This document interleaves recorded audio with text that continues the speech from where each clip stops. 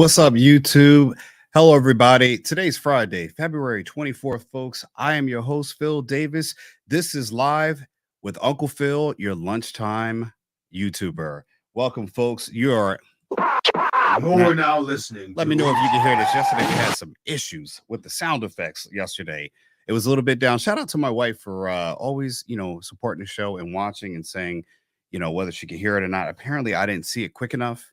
I didn't hear it quick enough, folks. But today we're going to try to deliver a lot in the news today. We got so much to talk about, so much to cover, folks. How's your Friday going? Did you have lunch today? What did you eat for lunch? Anything? For all you office people out there, we know what you're doing. We know what you're doing in your office after you eat lunch, right? We know what you're doing in those chairs, trying to hide it. You get up and leave that win after your all that gas from your hoagies and everything else like that, folks, right? Ancestrylands, folks. Ancestrylands on YouTube, Facebook, Instagram, Twitter. We're everywhere, folks. We're bringing you live coverage today. We got a lot of things to talk about. Like I said, again, thank you so much for joining me. Thank you for the supporters. Thank you for the people who are supporting. Shout out to my parents, man. Both had procedures yesterday, minor procedures. They're doing well, though. And I always like to connect with them. We got a few topics to discuss, folks. Let me pull up my thumbnail here so I can know exactly what our headers are saying. If you're joining us live, folks, we always like to do a live segment, talk about live issues, things that are concerning. Why do I like doing lunchtime? Again, I always tell people I like doing lunchtime because people typically after lunch, your body goes into a digestive mode. You tend to lose a little bit of energy. After that, you tend to be a little calmer. People have just done, you're done. You're actually looking closer to getting home. And I want to be a voice that you can listen to while you're going through your workday, while you're frustrated, aggravated, whether the bosses come in to give you more work or you're understaffed. Uncle Phil is here to give you some entertainment, some education, and hopefully you're enlightened at the same time. And we want to have fun, folks. We have a litany of topics to discuss. I'm going to just share my screen here. I want to see... We're gonna cover much more than what I'm showing here, folks. But today's California has, I mean, you can't make this stuff up, man. It's one of those things where I say, wow, man, it's really gotten that bad. Let me pull up here the issues, and as California police fight rampant prostitution. John's line up like they're at a fast food drive-in. Can I get an order number one? That'll be Becky on the side with some, you know what I mean? Oh my goodness, right? Any which way, folks. So apparently right now, and I'll share the screen right now, this is the result of, I want to say the decriminalizing certain elements of society. And I think California has a very good example of what the leadership looks like in trying to do something to make everyone happy, to not, supporting law enforcement or laws themselves. And you can see here right now, this comes by Yahoo News, courtesy of Fox News, that actually California police are fighting the rampant prostitution, ladies of the night, and apparently during the day. And this is a San Francisco neighborhood. Don't you be asking me where in San Francisco, listeners. I don't want to hear that. You know what I mean? Like, that ain't even the issue, right? You serious? Overrun with sex workers, terrible policy. And a 26-year-old, what is this? NYPD officer fighting for life. That's other news here. I don't want to talk about that one. This article comes by way of Emma Colton. Wednesday, California's rampant sex worker problem has Johns, which, if anyone doesn't know what a John is a person that is the customer. That is the person who is going to get a release from the purchasing of a woman's services. If a woman's a lady of the night or day, they're lining up like they were at a fast food restaurant as the police announced a series of sting operations that netted dozens of arrests. And my question is, are they actually taking the workers, supposed workers, if you use that word even closely, are they taking the workers off the streets, folks? Or are they arresting the men and or women that could be employing them for their services? As you know, sex workers is one of the oldest jobs, professions, if you want to call it a profession. There are no degrees with it, but that people are doing this stuff. And San Diego County has arrested 48 people in trafficking and actual exploitation investigation from January 9th to February 10th. And I want to know, hold on, folks. Oh, my wife, she's great. Getting a little stay hydrated, folks. Thank you. That's support of the show. This is what we're talking about. Don't tell you about that in marriage. Sometimes men, we forget things, and our wives are always there to back us up. Maybe she wants me to stay hydrated so I can keep on living to bring in money. So that way, eventually, when I do die, she's got the bag. Who knows, right? Who knows, right? Maybe she is. Maybe she's not. Who knows? I'm going to try to stay hydrated. It's very important to stay hydrated, folks. Sipping a little bit of water, excuse me, sipping a little bit of water each hour is going to help you to stay hydrated instead of just guzzling down a gallon of water.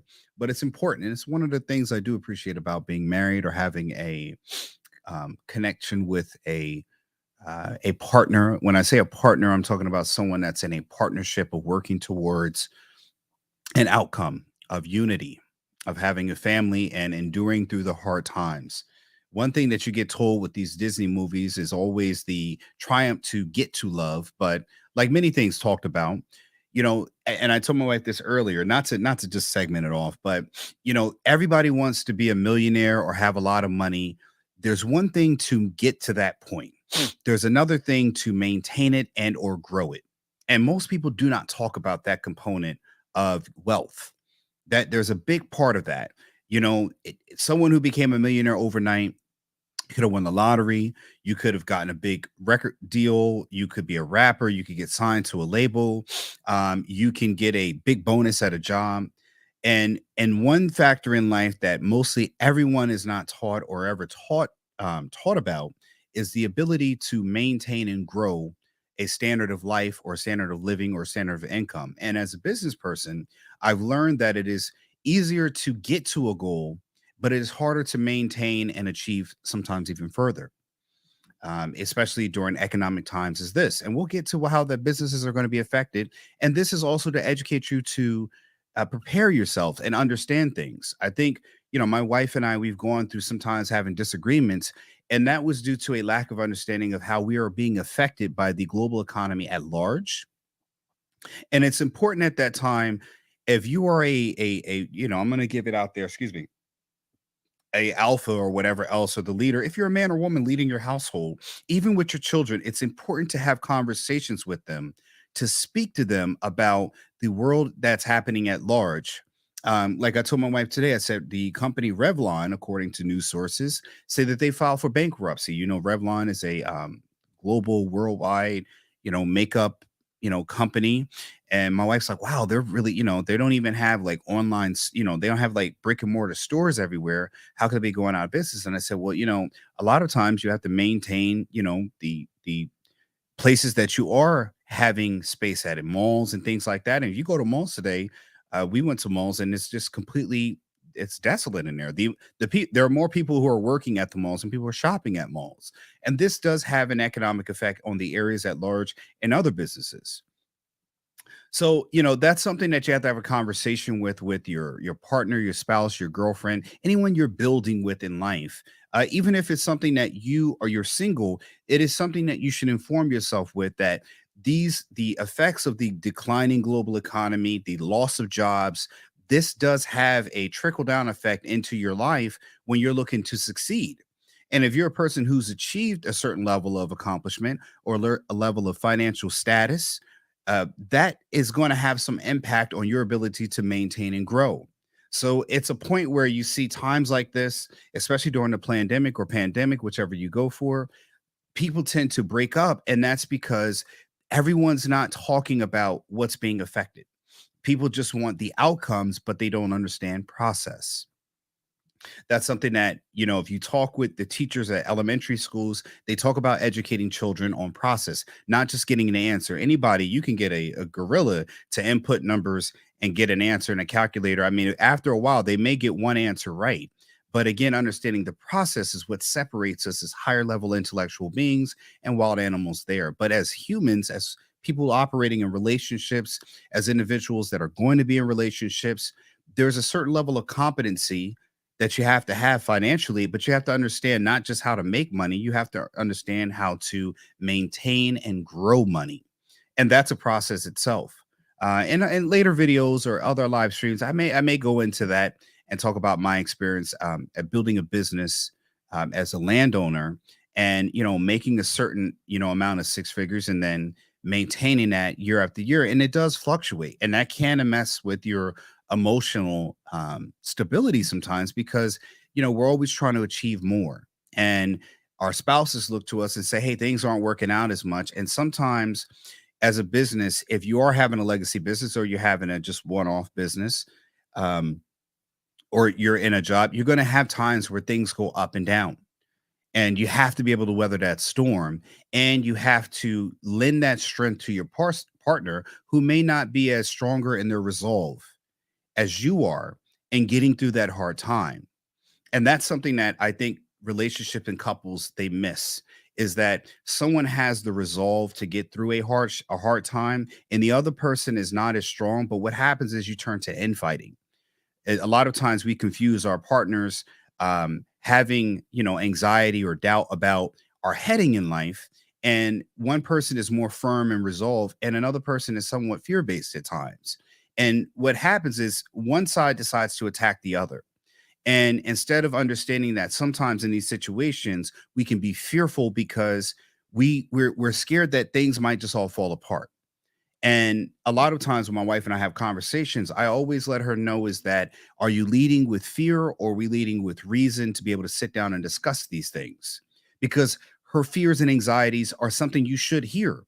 And I also let her know that even though my resolve is strong as a business owner, in economic times such as this, I have to acknowledge and let her know that I do have fears and anxieties with myself, but I'm not led by those fears and anxieties. The country itself is going through ups and downs, but in our relationships, whether you're dating or not, whether you're dating, you're going to get married, you're looking at these things, the unity that needs to be between two people, even if you're in a business partnership, this all matters. You both have to understand what are things that are your trigger points, what are things that you're sensitive to, and how you deal with anxiety. And sometimes your decisions may be led by that anxiety or fear. And you have to make sure that when you're discussing those things, you acknowledge what you're feeling, and you understand that a part of your concern or irrationality is being led by that fear. And you don't want to make fear-based decisions. I'll go a little bit deeper. My wife and I, we got through a hard spot in our marriage. We've been married for over 8 years. We've been together 10 years. And every relationship will go through this particular challenge. And you will never hear married people talk about this. They will tell you about the end, the divorce. They'll tell you about the love and all the bang, bang, bang, bang, bang that's going on. All the best parts of the relationship, but they won't tell you the parts that you got to really get through. And these parts matter. We're going through the pandemic, and she's getting, government assistance because she was furloughed in her job. And she thought that, and I told her, I said, that is not indication of an actual income. That is no different than you getting a refund in the same way. But in her mind, because she did not have the advanced level of financial education that I did, she took it as, I'm making more money now. Why do I have to do this? She went through that thing that, we see women go through now. I'm equal. I got this much money, but it has not been a long-term thing that she's had this income to show that it's going to be consistent. And even though it got us to the point of almost getting to that, crossing that threshold and the dissolution of our relationship, my intelligence and patience and being older and more mature, it sat her down and talked about certain things. It's like, you can't be sucked into getting government checks and think that's a lifestyle. It's not. Eventually it'll dry up. And what do you do then? Fast forward to years later. Now she's stayed in the marriage. She's seen what's going on. And again, our job as leaders, whether they be man or women in the house, you have to constantly educate through having discussions with your partner about things that are happening in the world today and how it relates to what you all are trying to achieve. If you're trying to achieve anything, even getting through the end of the day is in it trying to achieve something. And you have to have adult discussions about things that are going on. They don't always need to be serious, but you need to have a conversation, even if another person has no idea these things are going on. Like when I told my wife about the Revlon. And in that moment, she said, "Hey, oh, I didn't know that." It changes the perspective when you see a once known company like Best Buy, I'm not Best Buy, Circuit City or Radio Shack. In 2008, these companies went away. And Radio Shack's been around in the 80s, even before that, I believe. And again, if they're going off the cliff and non-existing anymore, these businesses are going down, how can we be any different? What we need to do is learn and then be informed and prepare. And that's what I have to say. I know every time people came here for the prostitution segment and they leave as soon as I start talking about anything that can help them. It's okay. That's not what we're here to do, is always educate, enlighten, and entertain. And we'll get back to the prostitution. I had the most people jumping in on that part. And again, we'll go back to it, folks. We'll give you what you need. Okay. We got it for you. The girls always say they exactly. That's what everybody came for this part. The prostitution. So I'll get to this segment first so everyone can get their little bit of information on where to go in California to get the fast food service from the rampant prostitution that is going on. And again, we'll get back to the story now. Yahoo News. And I'm going to give you that litter throughout the way. California's rampant prostitution problem. This is on Yahoo, cited by Fox News, and a woman wrote this, Emma Colton. So this is not a man's view of what's going on in the world today. I myself fly into San Francisco to do my nursing and working, and I do see evidence of this stuff happening from my own traveling experiences. San Francisco, I've gone to, is a beautiful area. And I've seen the changes that have gone on traveling through the pandemic, whichever side you lie on. And I've seen the changes that have gone through. I've seen the destruction of San Francisco during the, all the blazing and the firing and the fires and stuff like that after the Floyd incident. And I've seen the destruction of local businesses there. And I've seen the large amount of homelessness firsthand. And I see it's a big issue there. And I understand, I don't know what the leadership's doing about it, but even decriminalizing things that, like theft under $1,000 is no longer criminal. And that's an issue that has effects that roll down the line to where we are today. So going back to the article, authorities in San Diego County arrested 48 people, most likely men, of course. They're not going to take the women off the street. They're going to take the men off the street. And then, there's always, what is that one in Hellboy? Samael, the little dog demon thing. It's like, one will fall and two will rise. So after you get, Damn, Daddy. One person going to jail, out comes 3 or 4 more people. And this is going to become a health crisis, folks. Guarantee it. You're going to have more STIs, STDs, things like that, because again, we're and again, to the women out there, like, what's their economic situation that they have, they're at this level. So it is not a demonization or criminalization of the women that are working, but again, there has to be some economic issues that are going there, and you could see this starting to happen where this is being laxed in New York City. And then we're going to talk about other things that are going on in New York City, where this will have a cumulative or a snowball effect on the economies at large, the areas. And it's affecting young women. We talked about single young women yesterday, and now you have young women being openly trafficked in broad daylight, with individuals paying for sex lined up like they're going through a fast food drive-through, or a poke-through. Damn, Daddy. We won't, go too much into that. But they're lined up, waiting for their turn to be serving number 45. Damn, Daddy. And that's what's happening. Law enforcement are picking the men up. Obviously, my question would be, if I was interviewing the police officers, what point do you actually pick them up? You know what I mean? Like, are you picking up someone who's in line waiting? Damn, Daddy. Or do you wait till the actual money's exchanged? Damn, Daddy. Or do you wait till, mid-service or servitude, and then you decide to put the handcuffs on them? Honestly, I would think and hope that you stop before that happens. You know what I mean? And then are you taking the money away from the sex worker? Is that happening? What point does that all happen and occur out? I think there are greater questions being asked in this aspect. Official carried out a total of 17 stings. Damn, Daddy. Focusing on areas in Dal Berger Street in San Diego Naval Base. Whoa, Naval Base. What are our armed forces doing out there, huh? Daddy.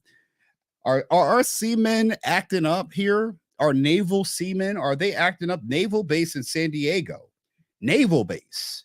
What's going on there that our service men and women are being serviced in the wrong way?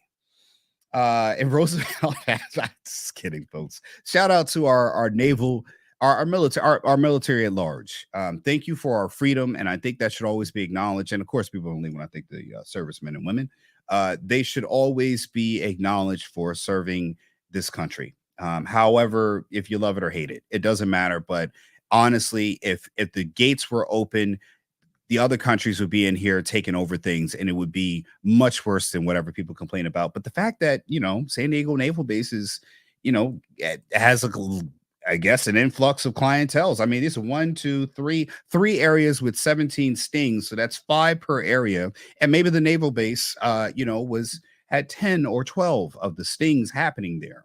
And again, my question would be, at what point do you make an arrest? Because people need to understand, where the offense is happening. You know what I mean? What I saw was is what drove me to be a prosecutor in the first place, Stephen Adden. When I saw was the look in eyes of human beings like their products with hardly any clothing on. I mean, I guess OnlyFans has not been a thing, because now you have that going on. So again, where does is the line blurred on this issue? Because again, I from what I saw, I believe it was Bella Hadad or Bad Barbie or Bad Baby or whatever her name is. She made like $1 million in an hour, posting photos online. And I'm not promoting her. I'm just saying that, where does our officials draw the line on this? Because apparently men have paid for it in that aspect. I guess it's just the human interaction that makes it that way. And is that, not something that you're doing to yourself? A total of 39 people were arrested for. How are they lining up? And there's 39 people arrested for misdemeanors related to allegedly buying sex, while 9 people were arrested on suspicion of human trafficking of a minor and assault with a deadly weapon. I mean, 41 victims of it. Wow, even a young girl. So again, where are the parents here? And it says California prostitution law allows sex abuse to run rampant in LA streets. Victim advocates warn. So, I mean, again, they're saying that there are some laws in place that are allowing for this stuff to be, happening. California Attorney General Rob Bonta also attended a press conference, lauding officials for their work and highlighting we're fighting hard to hold the perpetrators accountable. But they're saying that the criminals who were taking down part of this operation abused and exploited women for their own enrichment. We will continue to disrupt these criminals to seek our own. I mean, again, and here you have it lined up. Women lined up here, arrested. People of color. Who's talking about this? Apparently, they're arresting the workers too. So I guess this answers the question. The workers are being arrested. And these are people of color. I don't think they're all black, but I think it's an issue of what's happening with young women. Now, you can go and blame the men on this one. I know that's where people like to push. But again, these women have parents. These women come from families. The lawmakers are pushing and decriminalizing areas that this stuff is happening. You have border issues down there. I mean, human trafficking doesn't just start in that area. You have that coming up from the South where you're allowing people, legal citizenship. I mean, I don't know if you know, but I mean, I lived in California. They allow people who are not native to the country that come in illegally. They allow them to get driver's license. They given them COVID-19 loans. Some of that money has been distributed to people who are not there naturally, illegally. And again, when you allow, my father said something, if you don't stand for something, you'll fall for anything. So again, if you're saying we need to open the borders, people are going to push people over, through the borders. And part of that is this element. It's disgusting. Yes, of course. But at the same time, though, what responsibility does the leadership there? Look at this guy. I mean, it's again. I get the call saying, Mr. Gallo, I can't get into my home because a pimp named Slickback. I mean, because the pimp is blocking my driveway. Bow on bow, bow on bow, bow on bow, bow bow bow. Hey, burn on bow, burn on bow, bow bow bow. Hustler, burn on bow. Bow on bow, bow bow bow. A pimp named Slickback is blocking my driveway. Parents are right. And again, I mean, this is the problem. It's gone on so much that it's actually pimps and wow. Have you people no shame? They've said prostitutes and pimps have converged outside Catholic grade school, even standing right outside the school's gates. I don't understand. Well, I guess traffic. When I say this, and I mean is that that parents are picking up. So I don't know. I mean, it's just ridiculous. Republicans and police in the state have pinned the blame. Of course, it's time to blame. Here we go. And again, this is always it. It's time to blame. Have blamed on a law that went into effect January 1st, which repealed a previous law that banned loitering with the intent to engage in prostitution. Police argue that the new law ties their hands. So this is the police force saying that this new law ties their hands to carry out the rule of law. The original bill was introduced by Democratic State Senator Scott Wiener. Wow, we're just getting heavy into the weeds here, huh? Pause. Who are, hey, wasn't that the guy, Scott Wiener? He was doing something back in the day with some lady down in Brazil or something like that. He was like the original passport senator, right? I believe there's Wiener's name. Wiener has come up before in the press about something, maybe showing his wiener to someone else like that. I thought he was doing that while in the office. I don't know. This allegedly here.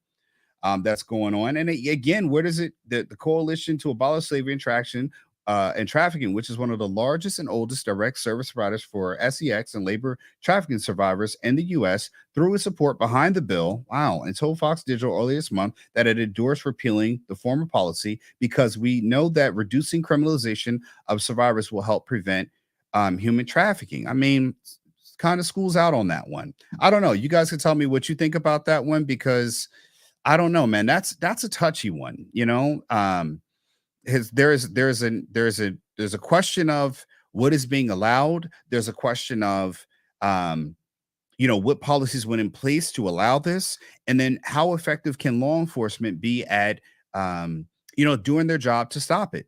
In a lot of cases, law enforcement's hands may be tied. Your thoughts about this one, folks? I mean, I'm a little on the fence personally. We talked about the young single men there. We have areas like Nevada, which have legalized things like that. That industry has been legalized, and there's a certain government level, control. And I have to ask, is that kind of where we're headed to as a society? I know in New York has decriminalized certain aspects of the streetwalker service or in that, and they've been arresting people who've been signing up, and doing that, the Johns per se.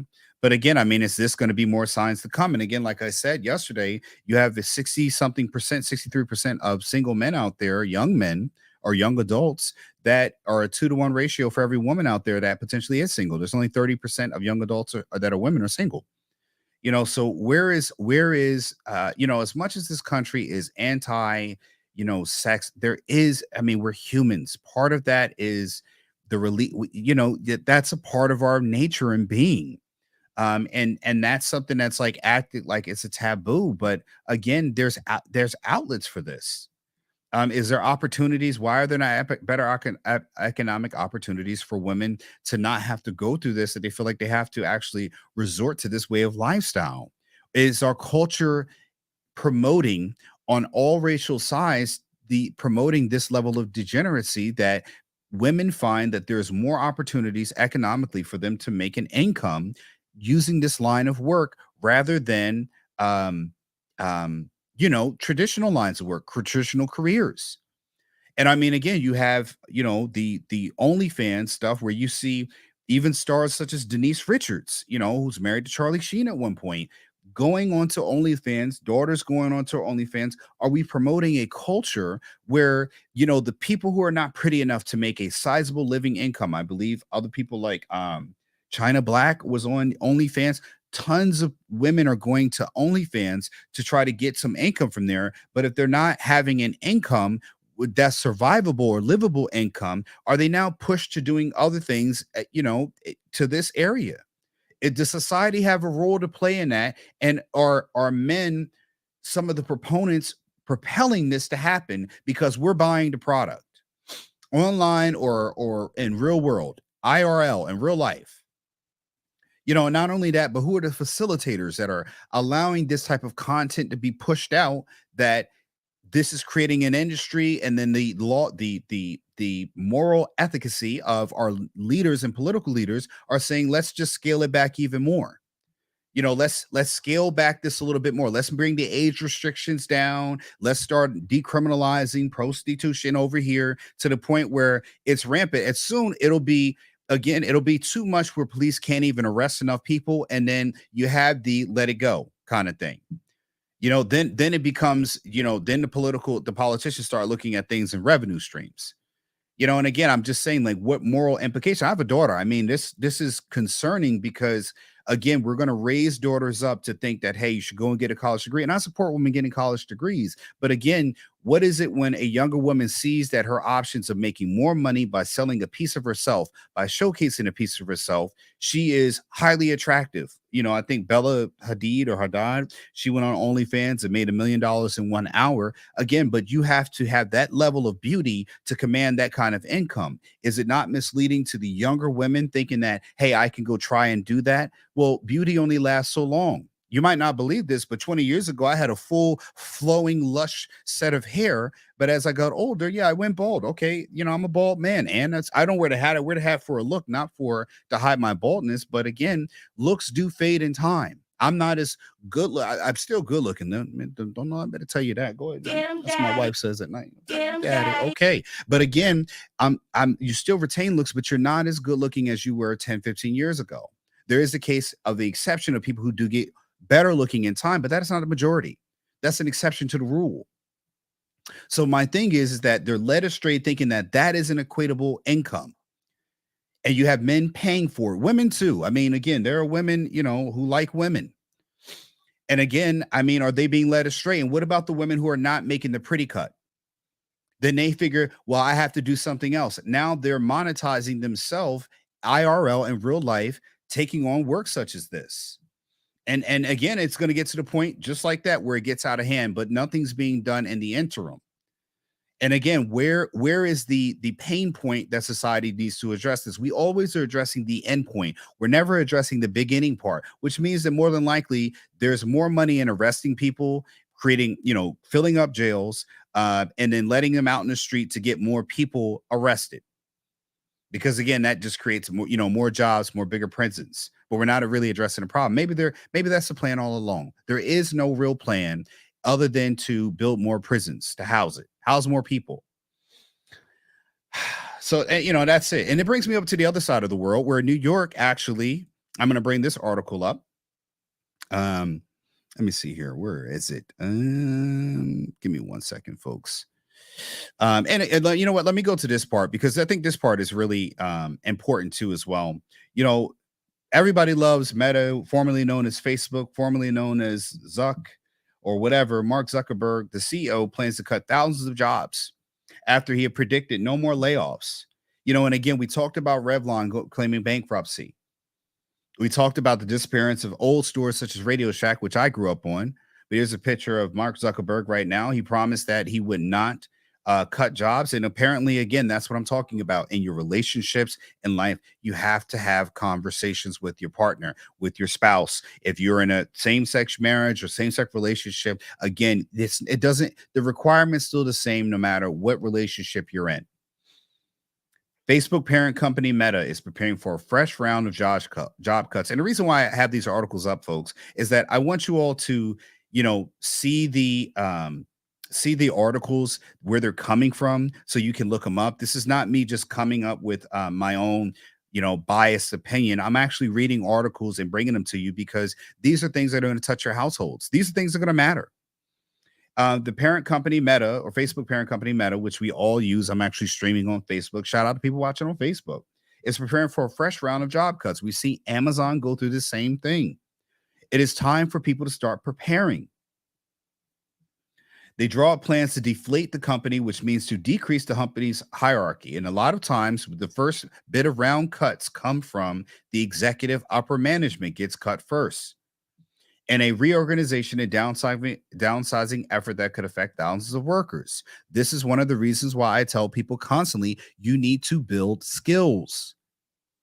You need to also have a business on the side, because when companies let you go, where's your 401k now? Where's your final plan?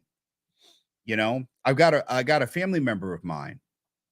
They work at a particular company, and the company has been bought out by newer management.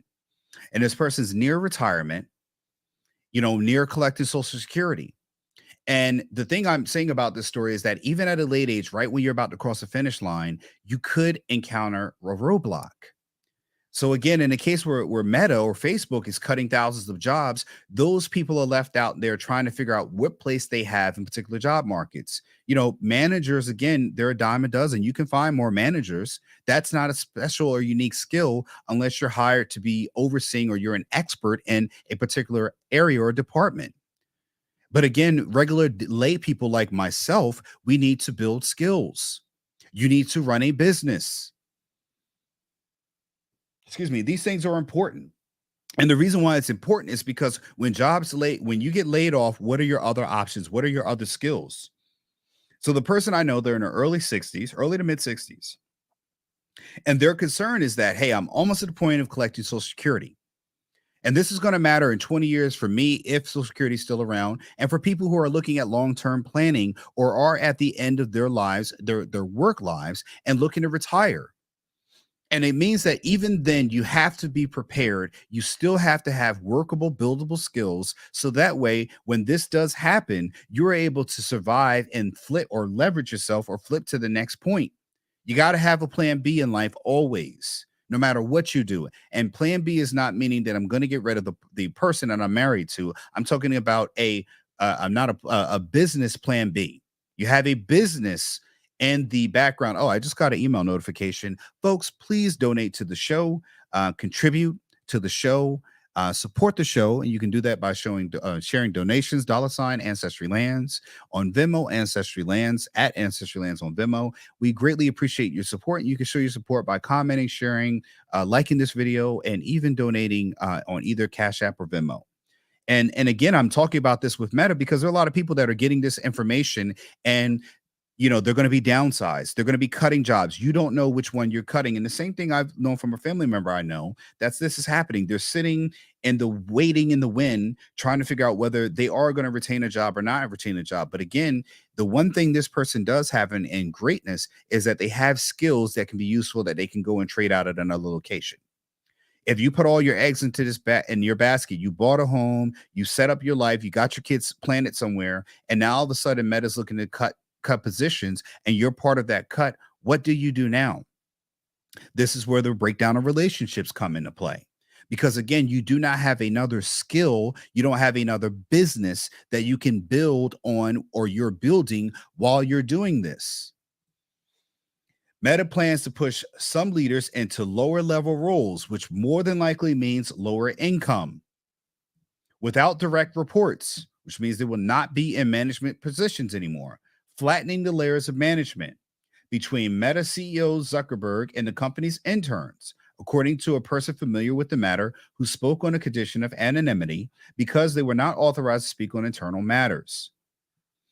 Other managers may end up overseeing a higher number of employees as their teams grow bigger, which means that other managers will not be increased pay. And I don't know, I'm just saying, like in most corporate structures, more managers will be assigned, overstaffed.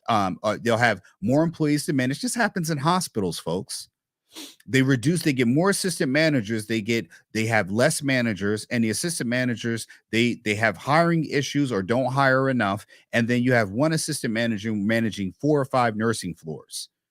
That means they have to manage how many patients come in, how many nurses are on assignment. And it's a lot of work for people who normally manage 1 or 2 floors. Now you have department managers managing increasing teams that they're not getting increased pay for. One thing about my executive team or my executive members on my team, as I add more job responsibility to their pay, and shout out to my executive manager, Eric Valdez Kennedy, as he's taken on more responsibility and prove he could do the job, his pay was increased to reflect his responsibility. Most companies don't employ like that. Some inside Meta expect employees whose jobs have been converted to eventually quit, trimming down workforce by default. So even later on, there is still, if you got through the initial phase, like I'm talking about with the family man, I'm only citing this for an experience because it's teaching me something that even though we make plans on how we're going to finish the race, we seldom think about when we retire. That moment right after you start to retire, once you retire, and this is one of the reasons why I say to myself, I will never retire in my lifetime. And I know people might balk at that, but if you look at the way the world is going, you look at how much things are expensive, you look at the way that Social Security is said to be insolvent, you look at if you retire in your 60s, let's say even 70s. I had a grandmother. My deceased grandmother on my father's side, she died at the age of 92. 92, folks. If my father or mother or I were to live to that age and you retire at 7, that's 22 years you are in retirement. That means you're living off fixed or low income. The danger of that, which is why I've told my parents, you should work until you're not physically able to. You should also build some sort of business or revenue that can trickle in on the side. Because then if you have a business, you don't actually need to claim that on your W-2. It can be separate under a company. A lot of times people want to do that because they also don't want to do the extra work, and that's no shot to them. But again, my parents retire at 70, and this is just me using my parents as an example. They retire at 70. They no longer are going into work and clocking in and out. Okay, but groceries, we've seen what inflation with the groceries right now, and I'm going to make the case for why you probably should not retire unless you have the superior high income or business or some sort of passive income or an active income coming in. But how do you rely on Social Security when we've seen groceries, the inflation for groceries, gas, and everything else go up? My parents have grandchildren, one in New York, two in Delaware, and some in Virginia, and he has my 3 kids here in Pennsylvania. You got to fly up from where they live, fly up to see us. You still got to take gas to commute. You still have to feed yourself. You still have groceries. You still have bills, heating, electrical bills. As these inflationary things keep going up, how, if you're retired at 70 and you are going to pass away or die at 92, give you 20 years, you have to live off that income, and inflation is continuously eating away at that fixed income as you continuously get older. You retire at 70 as opposed to maybe 80 you retire. And I understand it is hard to work that long in your life, but this is more of surviving and having an alternative plan.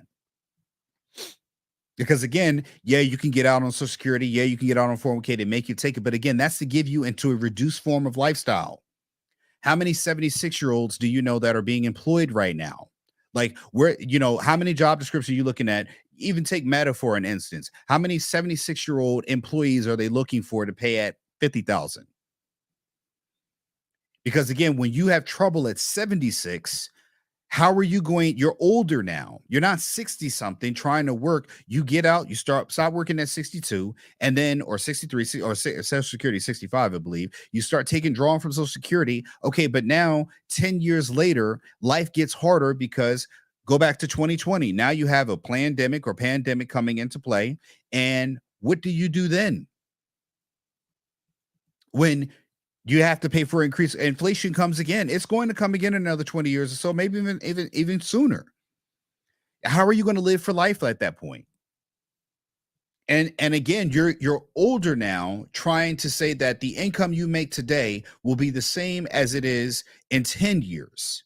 The same $100. Remember, I went up to, and I showed that in my previous video with Alex Coombs. Shout out to him, and About You NYC, or About You Outreach. .org, we talked about this. 10 years, the same $100 will be about $150. That's that you'll need $150 for what is $100 today. So if you're retiring at 65, when you're 75, if you're on a fixed limited income, you'll need $50 more for that same $100. And again, you're going to be older at that point. You'll have medication at that point. You're going to have obviously some injuries at that point. You're going to have some health issues. It's something to think about, when you want to retire. That's why I say you need to build skills and have a business. Continuing on, other managers, we saw this right here by trimming default. So sorry, it gets hot here, folks. In addition to the targeted managers, the companies, this is Meta, Facebook, right, is also considering more traditional cuts, such as slashing some projects and jobs, a person said. These efforts, which are targeted at divisions across the company and around the world, which means that it's not just here, it's everywhere that they're going to target. They're going to target areas that are not just to the main headquarters of the company. May not happen in a single day. It will likely roll out across the company in coming months. So, you made it today, but tomorrow, 6 months from now, it's your turn. You're going to get that cut. And again, it's important. The reason why I say having a business or some sort of income on the side or having employable skills. You may say, I don't know, but do you, like my father? He does manages the car, he knows how to fix carts. That's something that is a unique skill that, maybe he takes on an apprentice and goes to other golf courses and fixes their carts. And again, you have to have skills and a business because, again, when companies make cuts, you have homes, you have cars, you've started renting out your first apartment. You have to have another source of income. And it can't just be that you're going to work more in order to supplement that income. Because, again, in this case, there's no work. They're cutting jobs. We closed last year with some difficult layoffs and restructuring to some teams. And again, if there comes a time where you have another pandemic where, again, layoffs and cuts do come, the people now working remote jobs or whatever else, this is going to happen. You're making decisions on your lives, but again, you're making it off a one income-based decision. Even if you're married, you're still making it off a one income-based decision. The reason why I say that is because if you're married, if she loses her income, you still have one income left. If you both lose your income, it's a zero income. You should not look at your wife or your husband having a job as the two incomes. You should still look at it as one income because both incomes add to the family pot. It's still one income. You both only have one. Don't add them together, combine them into one. There's just one income that now puts us in a different gross category.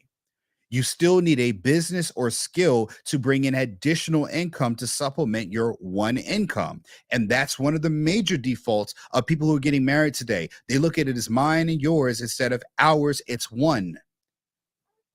And when jobs like this come cutting, then you see that, again, you're down to one income. One person has to leverage and another person's trying to find something else to do. If you have a business, you can shift into focusing on that business or now trying to deploy your skills online in other businesses. Lord knows, even my business too. If you're a graphic designer, if you're a person that can do great thumbnails or you can do editing of videos, please reach out to me, phdavis@ancestrylands.com. We would love to have a conversation with you. My executive manager, Eric, and I would love to meet with you and give you opportunities. If you're good at sales, good at talking, anything else like that, have some IT experience or chat GPT experience, anything else like that, or you have great ideas, or you want to actually be a podcaster and work with us directly, we would love to have you. But you got to have some skills. And this is what I'm talking about. Is that these are real keys to get through real life, not the IG clips that you see on telling you, oh, you got to do this and you can do that and you can do this. And it gives you half of the actual story. These are real solutions to your real world problems. Job eliminations arrive after Zuckerberg sought to reassure workers that he did not anticipate more layoffs. Of course, why would he tell you he's going to anticipate more layoffs? After the company slashed 11,000 jobs, roughly 13% of its workforce in last November. The happy Thanksgiving, everybody. Guess what? Your job is now done. Right? You come home and that's what your wife is saying to you. Right? This is what she's saying. Exactly. So in November at the time, and he added, remaining employees had made a substantial cut to minimize the chance of having broad layoffs like this for the foreseeable future. Employees at the time incorporated, according to a recording of the company-wide meeting reviewed by the Washington Post. I mean, again, and now there's another set of jobs going to be cut. And again, I'm saying this to people because one of the things you need to, I keep saying this all the time, build a business, build skills, Work within another business that can use your business or use your skills to grow, and it makes you a valued part of that business, not a company like this. I'm talking about businesses like mine. There are tons of places out there that are startup businesses or other businesses looking for people with real skills to grow. I've had a lot of people who work for me for months, even years. Company loyalty matters to me. People who stick with me through good and bad, I still pay them, even though we're in a slump. But again, I pay people for loyalty too, as well. Company loyalty matters from top down and bottom up. But again, at this point, when they're cutting you out, telling you you're not going to have a job, and then they tell you you are going to have a job. And again, I would tell people this: if you think the people that are running a business are going to tell you when they're going to give you a head start or a leg up or an inkling on when they're going to let you go, you got another thing coming. You know why? Because as a business owner, it's the dumbest thing you can do. You want to cut a person right up to the last minute where you decide you actually do not need them. Because if you do need them, first of all, you lost a valuable asset to yourself and your company. That's the first thing. And the other one is, why would you give people a chance to start leaving your organization early when you still may need them for another month? That's what you call a transition. They're transitionally terminating people in a way that, as they understand that, hey, we made a few cuts, things are okay. Can we make more cuts and decrease our expenditures and start keeping our profits? And we're waiting around like, hey, let me tell them, this, and that. That's not going to happen. It's not. It's not. Let me get to this other one here because, again, folks, I want to show this one here. Have you heard of zombies? Anybody into, zombies and stuff like that? We got a zombie. I do have a. So, yeah, thank you, zombies. Appreciate it. So, in other news, Philadelphia's zombie drug Tranq is already in New York City. I mean, it just keeps on going, right? This is a picture of people here on Tranq. You might ask, what is Tranq? What is this? Yeah, no, other drugs such as meth are not the only thing out there. And I mean, there are tons of videos I've seen on IG and TikTok of like Philadelphia, the city, of what's happening there with people being drugged out.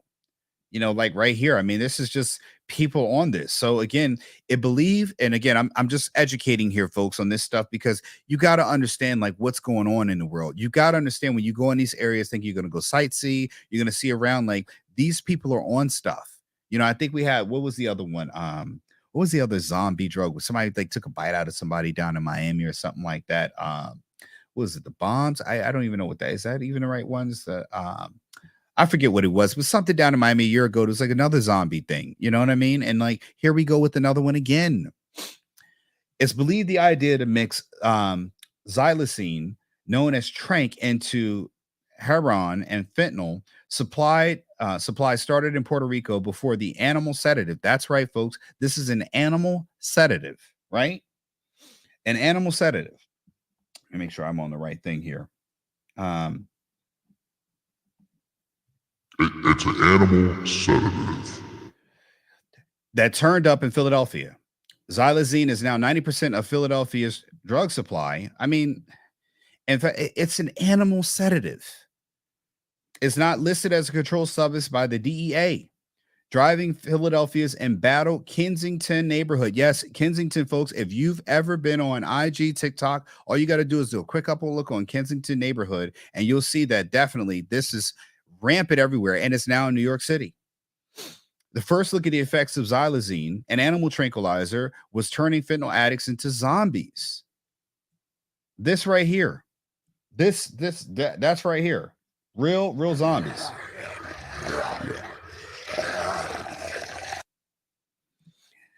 Next thing you know, we saw a sea of people with leg wounds, swollen hands, even missing limbs. So are they serious? Along the notorious Kensington Avenue. Next thing you know, you wake up with these big a-holes all over you. Jeanette Frias, 48, who gets help with wound care prevention in Point Philadelphia. They just pop up anywhere, and it's not necessarily where you inject at. It's believed that the idea to mix this thing with heroin and fentanyl started in Puerto Rico before it turned up in Philadelphia. So this has crossed into the borders of America now. It's 90% of the drug life. Adding horse tranquilizer, yeehaw! Something more sedating makes it feel like it lasts longer. So people are getting high, tripping up, and this is Art L. Malik, who said he first tried fentanyl in Seattle before returning to his native Philadelphia. Noticed several years ago that his drugs were turning a different shade of white or pink. I would wake up and we would be completely sick. Obviously, he's doing it with other people. People walking around looking like animals, walking on their knuckles and touching the ground. They're walking on their knuckles and touching the ground. Right? His El Malik's hands were swollen about 3 times the normal size. It's like Popeye, it's why I oughta. Yeah, there's a possibility. A lot of my friends have lost their limbs already. I mean, this is crazy. It's a person in a wheelchair. Delaware is nothing like here. It's a whole other world. As Anderson said, he was turned on to pills and heroin by his mother. Jesus, Mary and Joseph, when he was young. Good God Almighty, man. How many days am I going to talk about this? And it's not to say on mothers, but again, man, he came to Philadelphia after his mother had died of the rotavirus. And a local dealer gave him a free bag of it. Samples, anyone? These people work, these old employees of Costco giving out samples. Some guy gave me samples, and that's what got me stuck. Free samples. And again, we said defund the police, and then here we have up here. I mean, this is one coast to the next. We got San Francisco going on with the ladies of the day now. They're not even ladies of the night, with people lining up like they're ordering at Mickey D's. Number 1, number 2, number 3. And now on the other side in Pennsylvania and Philadelphia, you got people on this Tranq that's now moved into the New York City area. And what crime is going to be committed because these people are here? And they say they're walking around like zombies here. They say they're walking around like zombies, on their hands and knees, attacking people, shooting up wherever they can with xylazine and fentanyl.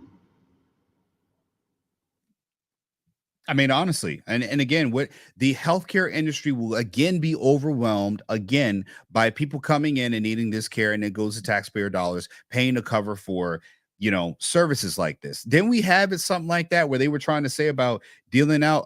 The administration was trying to hand out glass pipes to people and stuff like this. Well, here you go. Now they've got something else to shoot up with. I mean, again, when will the madness stop? Right? I mean, I'm just asking about it. I want to read some of the comments here. I always like, what I like doing on Yahoo? I always like reading the comments sometimes, right?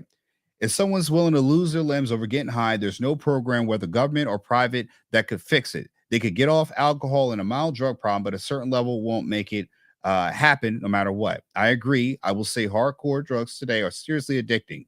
When the body's tricked or thinks it needs something like what we do with water or air, there's going to be a problem for anyone that tries.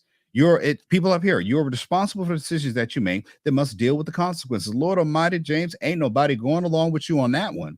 The problem is that people act without considering the consequences. Do you all agree? Also, we live in a society where there is no accountability. I agree with you. Yeah, this is almost part of it. I mean, let me ask the listeners a question. This might be a sensitive question to ask. Should we not just leave these people to their own devices? Offer people no services. And I'm asking the question because if you start letting people suffer consequences of their actions, is that more humane than constantly putting them back out there, to make these mistakes again? I don't know, because I mean, again, I would say is that how are we helping this? For all we've done is what's working, or what we tried to do has it still been working? Has it worked? I don't think so. I'm not sure. But again, here now, this is what the comment section's saying.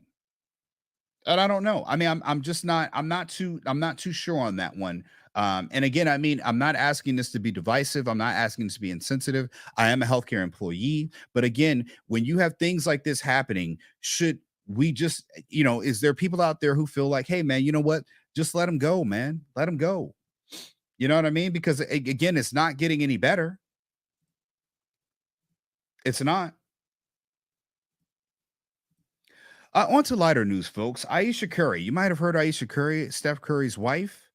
I'm just pushing this one because, it's still a husband's fault. And I mean, I don't know if this was to, because I saw all the articles here. Steph Curry apparently, folks, is on the chopping block again. Apparently, Aisha Curry says she was competing with her husband, Steph Curry. He was holding her back on her health journey. Here is her. Aisha Curry, Steph Curry's wife. Be respectful to her. It was a very unexpected way. The Food Network star has been married to Golden State Warriors since 2011. They share kids, Riley, Ryan, and Cannon. And she says, I feel like, I've been on a health journey since the day I started having kids. Once we had Cannon, I believe that's their third child. I said, all right, now I can lean in and figure this out and figure out what works for me. She says, sometimes her spouse made it challenging for her to keep up. Keep up with what? I was competing in my own weird, twisted way with a very athletic husband, thinking that I had to do all these things that he was doing in order to find balance. Again, man, why is it women feel like you need to compete with men? I mean, you had 3 children, man. That is why are we competing with our spouses? Let me read this again. I was competing in my own weird, twisted way with a very athletic husband. I mean, for what I see, Steph seems very loyal, very much like he enjoys being married and very supportive of her. But again, why is it that women feel like they need to compete with the man that they're married to? Again, you create this, we need to be equal in all we do. But again, you're competing with a man that is not competing with you. I don't know where men are competing with women, but again, is this mindset somewhat dangerous to women being in a marriage? You don't need to compete. Why do you need to compete with a man? I had to do all the things he was doing in order to stay balanced and fit. He's a professional basketball player, soon to be one of the greats, if not definitely Hall of Famer. She's long spoken about protecting her health. And I want to be sensitive to this because I don't want to make it seem like, you see Steph, he's 6 foot something tall. You see women out there desiring him and stuff like that. But he chose you. You are the queen. You are the one he married, has children with. He chose you. Why is a woman it's not good enough? You got to go out there, compete with him. Then you're competing with everyone else. And she just said it. It's her words. I'm competing in my own weird, twisted way. And so women who think this is good behavior, she's saying weird and twisted. That is not. It's an abhorrent, abnormal behavior. She explained that her mental health rituals, mental health rituals are vital for self-care. I'm sure they have nannies. I'm sure. I mean, again, and one thing I want to say is that the one of the things we have to be sensitive about is that when modern regular women, when I say regular women, I mean women who are not Aisha Curry's level, and I mean no disrespect to the Curry family, I'm a fan, is that we can't as regular women who have 9-to-5s, regular families that don't have nannies and maids and things like this, take on this for face value. You're talking about someone who has millions of dollars, has the ability to have in-home daycare, in-home nannies, in-home cooks. I'm not saying they do, but they have a lot more resources than what most average Americans can. There is a danger when a modern woman or a younger woman decides to take on this philosophy without understanding that she's speaking from a place where she does have resources. They do have income to fulfill gaps that we don't. Most regular people I know, they have to send their kids to daycare. They have to go to work. I mean, Steph Curry has a traveling schedule in the off season, but she's competing with a professional basketball legend. I mean, his job is to be in shape and play basketball. She is a basketball player's wife. And again, he has 3 children with you. You're married. You're at every game. You're in skyboxes, and you need to compete with all the bottom girls in the stands that don't have the last name, the ring, and everything else. I mean, again, like, at what point does a woman happy? And it's always the mental health thing, this, and this. And it's like, you have the money to do it, to take care of the children. And I respect to her if she wanted to be more involved than most billionaires do with their own children. I get it. I'm not saying that. But again, where you have staff members to help out with certain things, where you don't have to go to a gym that you got to leave the house. You have a gym right in your own house. You have everything in house that you can have with your own children. So I mean, and again, the whole point is like, why are you, and why is it his fault? I mean, why is Steph mentioning this? Why is it not just her sole responsibility? Why are we blaming the husband? That he has nothing to do with this. Nothing I see in here is Steph is the blame for anything. This is her. And the article, this is the disingenuousness of the article written by Caitlin Riley. This is completely disingenuous. This is competing with husband Steph Curry was holding her back. In other articles, it blames Steph Curry directly, not this writer, but it blames Steph Curry directly. He's responsible for her own health, mental health suffering, or whatever else. And again, why? Okay, she decided she was going to compete with him, a professional basketball player that she's been married to for what, 12 years? I let the thoughts happen, let the feelings happen, and then I flowed out. She's getting therapy and self-care. And again, here we go. Here's another one about shifting her internal conversation around mental health after it wasn't prioritized in her family growing up. Well, guess what? I don't know if they had millions like they do growing up. I don't know if she was raised in $1 million family like the 3 children that they have are being raised in. I mean, blaming your family on things that they could not do with it, that were outside of the limitations of what a family had to deal with, is very kind of like, I mean, as a parent, I would think that's kind of like, hey, look, man, I didn't really appreciate that. Did your parents do the best they could do with what they had, is the question, or could they have done more? I mean, mental health was not what it is today that it was. She's in my age group, her and Steph, 20, 30 years ago, mental health was not, growing up, that wasn't something that was discussed. So how can you can't back charge your parents with crimes or the issues that are more prevalent today. It wasn't even in the lexicon of society in the same way it is now. I let the thoughts happen, let the feelings happen, let them flow out. For me, it was years of undoing what I was taught as a child, which was to suppress. It was years of learning how to undo that, let it flow. Crying is not a bad thing. It's fine. I cry a lot. You guys are proud of it. And support to her for being able to say that. But again, I think mentioning Steph in the same breath of that, I mean, it's a little, it's kind of a little disrespectful. I know she would like to say it's honest, but again, this came from her own internal thing. You know what I mean? And it's how is it Steph's fault? He's doing when you met him, he was playing basketball, and he started doing, he's continuing with it. And this poses a question: do women self-sabotage? Do they sabotage their own relationship? I mean, have you been with this, or how many women can honestly say, I've dated a great guy, I've dated a person that was of great value, and somewhere I convinced myself I didn't like this about him because he forced me to kind of look to myself and fix my own brokenness? It's something I told my brother a long time ago. Each one of us, every person has a dark side, and people don't understand. Yeah, I got a dark side, but your dark side doesn't want you to acknowledge that it's there. This is why their dark side, it comes out. It's not present, it comes out, which means it's hidden. Just everybody has a hidden dark side. You don't see that up front.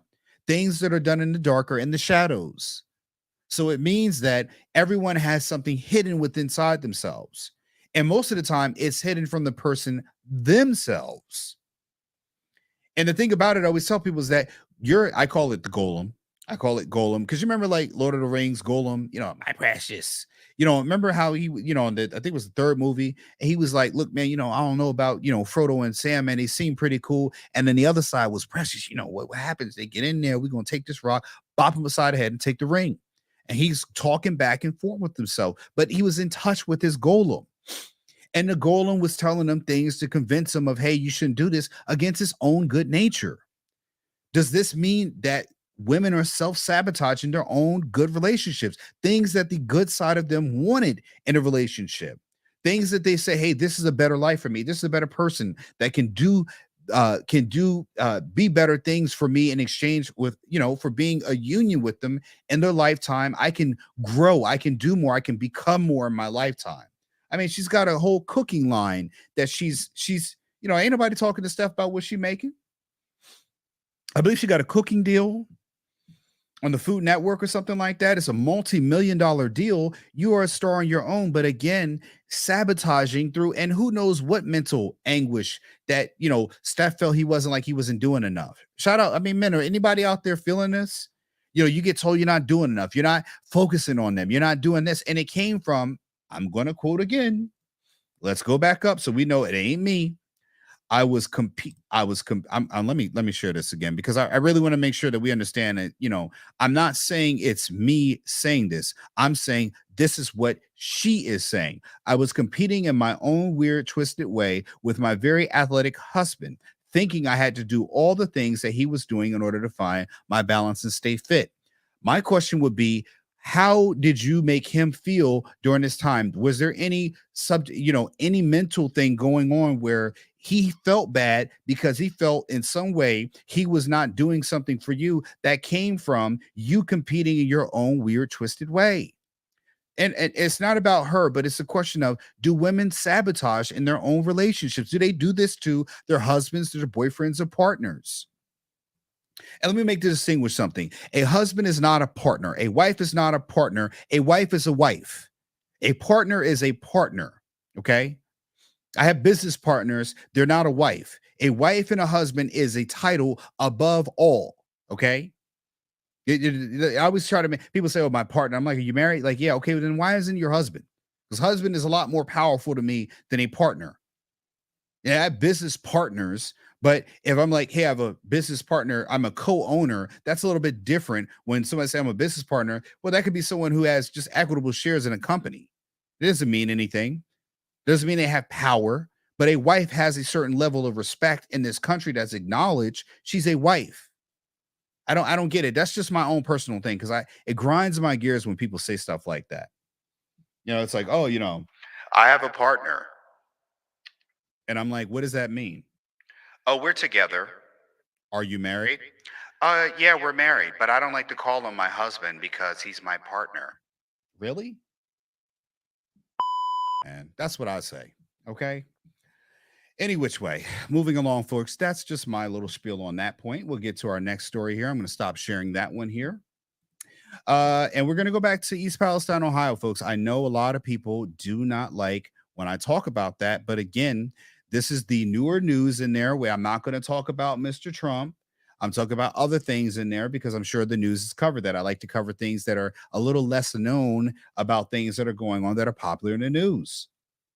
Toxic wastewater from Ohio train derailment is moved to Texas. I mean, gosh, holy man, are we serious, man? So again, it's not toxic wastewater. Where is the wastewater coming from? Do you remember my stream a few days ago when I broke into this story about how they said the waters were safe? Where in the is the toxic wastewater coming from now? Toxic wastewater used to extinguish a fire following the train derailment in Ohio has been transported to a Houston suburb. A Houston suburb where for disposal. How do you dispose of these chemicals? According to a county official in Texas, who said there were outstanding questions about the transportation and disposal of the material. So hold on, we already had the transportation and wherever these chemicals were headed to that leaked out. Now we're taking the toxic wastewater that was used to put it out, and we're transporting that again. And the county officials have questions about the transportation and the disposal of the material. No, Sherlock. So do I. Now it's in Ohio. Now you're bringing it down to Texas for what? And again, who is responsible for what is the disposal process? Could we get some clarity on this? Harris County Judge Lena Hidalgo said in a press conference Thursday that 500 million. Let me repeat that again: 500 million, 1.8 million liters. I'm sorry, 500,000 gallons, 1.8 million liters of wastewater has been delivered to Deer Park, Texas. Oh my goodness. If anybody owns land in Deer Park, Texas, or in that suburb, you should be. Isn't Deer Park? Hold on. Doesn't Deer Park sell something? Isn't there like a water company that sells? I got to look this up because we're going real on conspiracy. Oh my goodness. Where is this located at? There is a Deer Park water delivery company, huh? Bottled spring water. Lord have mercy, people. The well goes deeper. Let's see here. Okay, I'm not sure, but there's a Deer Park water company. So that the tagline is "That's good water." DeerParkWater.com. I hope this is not the same company that is down. Okay, Deer Park, Maryland. It's okay. That's where it's from. Okay, so Texas is safe. Texas is safe so far. I mean, the water company is safe, so we don't have to worry about drinking water from this particular area. Okay, I'm just making sure because I want to make sure that I've heard of Deer Park before, but it's Deer Park, Texas. The judge goes on to say, I know that our community was taken aback by the news just as I was. So again, apparently they knew last minute. I also want folks to know there are many things we don't know that we should know. Holy, are you serious again? Hey, and shout out to the YouTubers who are doing videos after mine and taking, I don't mind people taking my talking points or even, talking about things that I put on this podcast. And maybe they didn't get it from me. But if they did get it from me, listen, guys. Okay, one thing I do have a problem with, you're not mentioning my name. You're not saying anything because it only takes one viewer to take what I'm saying and push it out there. Come on, man. Just give me some credit, dude. Just say, hey, I got this from Ancestrylands. I tend to cite my sources. Angry Man, Better Bachelor, Joker from Better Bachelor, the Angry Man Valdez. Shout out to them. Coach Greg Adams. Shout out to Mr. Fantastic 824. I listen to those guys and I like what they're doing. They have different perspective and I appreciate it. And I like what they're doing because they're talking about some things that need to be discussed. And I appreciate you all. But I do give credit where I do get information from, if I do get information from there. But this stuff is from me. And I see it mentioned now. And, just listen, if you don't do it, you, okay? That's what I'm going to say. Because that's horse. That really is. Because if you do see someone else is giving you good information, then you should at least say, hey, man, shout out to that brother or that dude for supplying the information I'm going to talk about, man. It's a community. We shouldn't be competing against each other. We should be actually participating and sharing with each other. And I don't do that, man. I don't have that level of pride that I need to sound like I'm an authority and everything. Sometimes I listen to people and I get stuff from them. But I do see some of y'all starting to take some of these things and talking about them a day or two after and not even mentioning, hey, man, Ancestrylands on YouTube live stream. Phil Davis covered this, man. Shout out to you. That's it, man. That's it. You ain't got to tell people to go and subscribe. But just say, hey, man, I saw this brother talking about this and he put this information out, man. Hidalgo said the county on Wednesday, that was Wednesday, yesterday, learned that the wastewater transfer from the site and the fiery February 3rd derailment, February 3rd, in East Palestine, Ohio, which prompted evacuations when toxic chemicals were burned after releasing from a 5 derailed tanker rail cars carrying vinyl chloride that were in danger of exploding. So again, there's still no communication. They didn't tell people down in Texas, Deer Park, Texas. The judge even said, we don't know things that we should have known about this stuff being down here. So it's all swept under the rug. It's all being brought down to Texas. I don't know. I mean, what's the Governor Abbott? This should be stuff he should be all over the top of. And I'm sure he is. It's not a shot to the governor. But again, in Texas, you guys, this stuff's being brought down there, right? The wastewater has been delivered to Texas Molecular. Again, where is the transparency that we were told this administration was going to have? Where is the transparency, Joe? Is that because of this? America is a nation that can be defined in a single word. I was going to excuse me. What the, Joe? I mean, seriously, what the is going on, Joe? I mean, seriously, you know who I want? You ever seen, what is it, American Dad? You remember the episode where, the thing with Steve and Stan was like, you're not tough enough, this, and this. And it's like, man, we should just call this person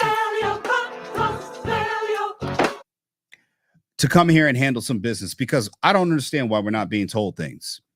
I mean, there should be clear communication on what is going, how you dispose of this. And it's at Texas Molecular. The judge in the Harris County didn't even, they said, we just found out about it on Wednesday like everybody else.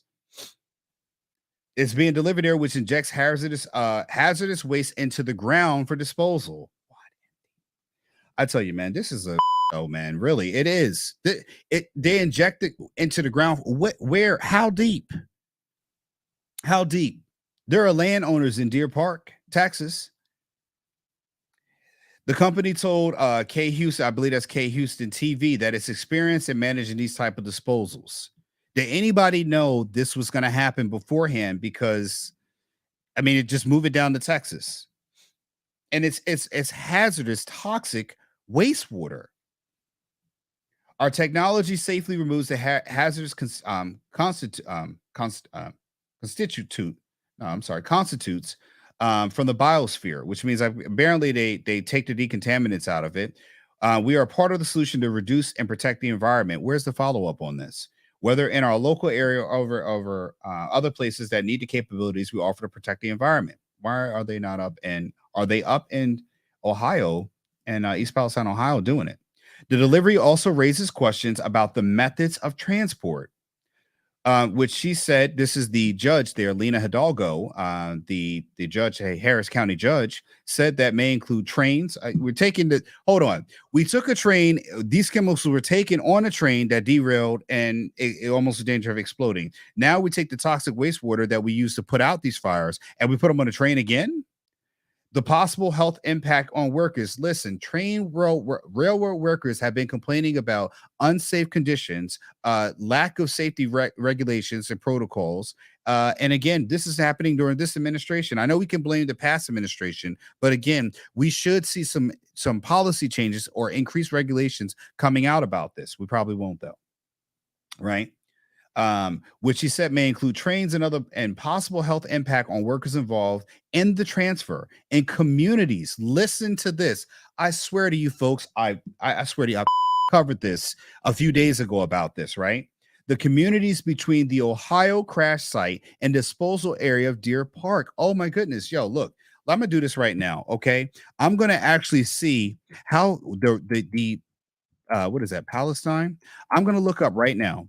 And I want to see like the road map, like what is that? Deer Park, Texas. I'm gonna look up. Yeah, I want to see the distance, the pathway there. Okay, because this is, folks. I'm gonna show you this right now. I'm gonna come back to this, but I want to show you this. The reason why I want to show you this is because you should see this, right? So if anybody's chopping in right now, coming in, thank you for joining the live stream.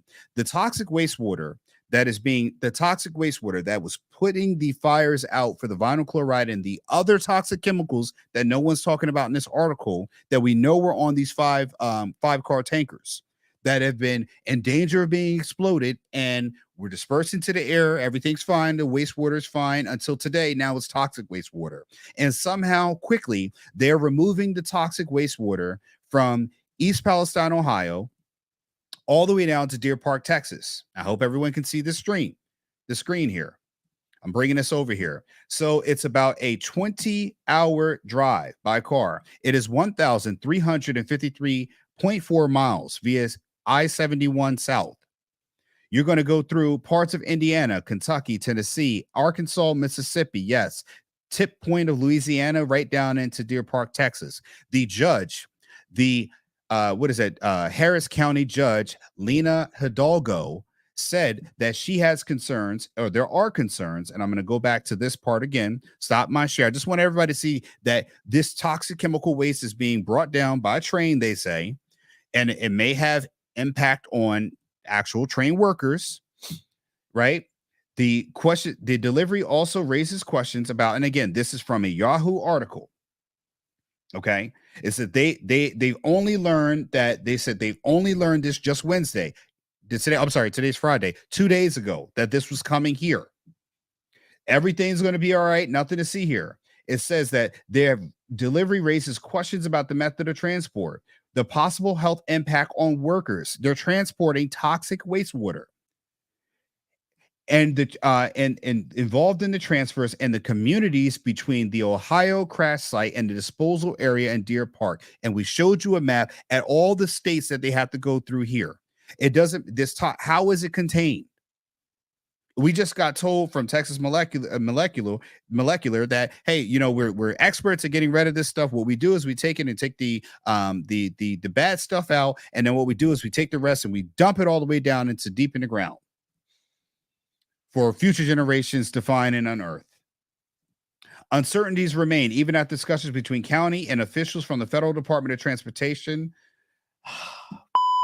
I tell you, man, Where is this being talked about in the main part of the news? They were told about it Wednesday. I don't see this on the main part of the news. And the reason why I do articles like this, I'm not talking about Trump being there. He's doing what he's doing. Fox and all of them are going to talk to Trump stuff. They're going to talk all of that because this article right here is what people do not want you to be talking about.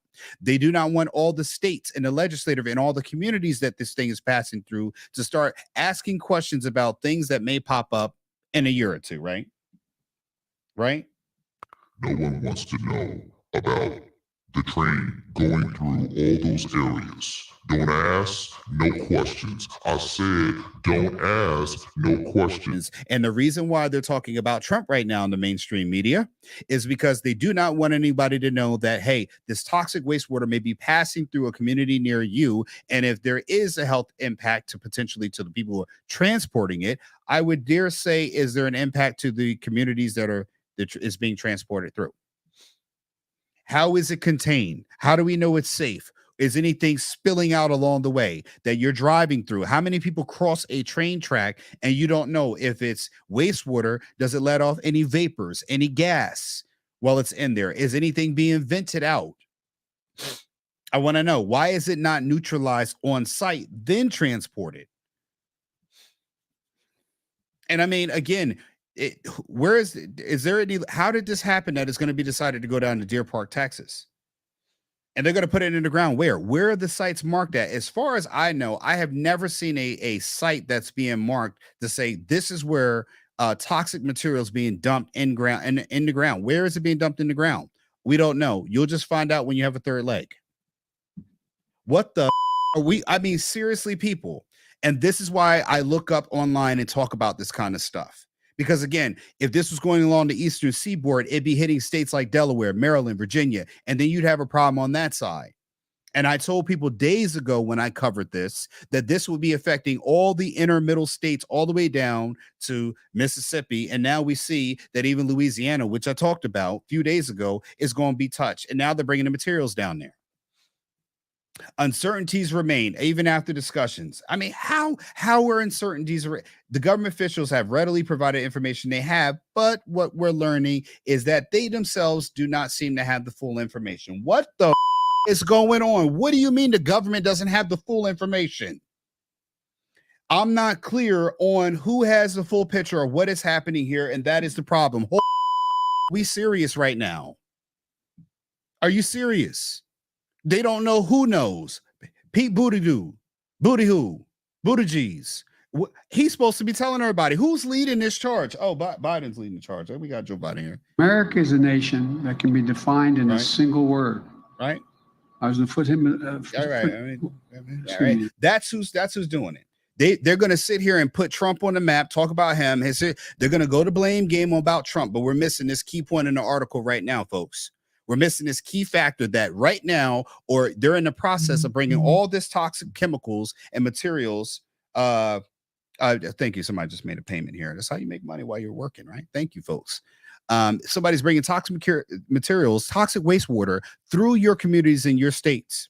My question would be next: how many governors, senators, Democrats, and Republicans knew about this being transported between their states? We know its destination, but we don't know the route. And how is that being monitored? Is there an EPA team, a government team that's monitoring this flying via helicopter as it's being ported through? Because if anything does spill out, we need to know about it along the way as it hits your state. Correct?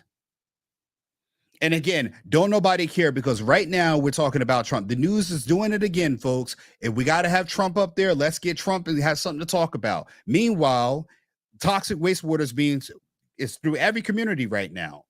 I'm going to show you the map again, so everyone else can start talking about this, saying that it's going to be on their podcast. Let's give them all something to share from here. And I don't mind. I really don't. I'm more about getting the message out there. I don't need to be at the forefront of it all. Tim Pool, all you guys want to take it and talk about it, good. The more people should be talking about it, because I don't care about clicks and likes and comments and ratings. I care about people actually seeing this information and spreading it. It's going to come from East Ohio, which means it's going to go into and deeper in Ohio. Oh, I'm sorry. Let me zoom this in a little bit more, because people need to see this right here. This is the map of the toxic wastewater going through America near you. It's coming all the way from Ohio. It's going to go down into Ohio, folks, touch parts of Indiana and West Virginia, into Kentucky, right through Kentucky. Nothing's going to spill, folks. Nothing's going to drip. No vapors, no nothing, right? We should see military helicopters or something the whole ride through, right? All the guys in the black, the men in black with the glasses and everything should be following this the whole way, right? That's what we should see. Biohazards, everything else, right? We had COVID-19, but this, we're just going to let the train conductors handle it because they have they have biohazard experience. Kentucky, Tennessee, Arkansas, Mississippi. Lord help me if anything happens along the way. Now we got another mess. Louisiana, all the way down into Texas. That's where this wastewater is being spread, is being passed through to go down to where it can be neutralized, apparently. And my question is that does it seem like the people down in Deer Park or even Harris County officials know about it to its full extent? And I go again, the government officials, this again is from a judge, a Harris County judge by the name of, let me get her name right here, right? I want to make sure I give her props. Lena Hidalgo said that 500,000 gallons, 1.8 liters of wastewater will be delivered or has been delivered. They moved this pretty quick, folks, under everybody's eye. And they got there on Wednesday, right in time for them to start bringing up Trump again. We got another thing talking about Trump. So Trump's out there giving water, helping out people. Good job. Get off of him and get on to this.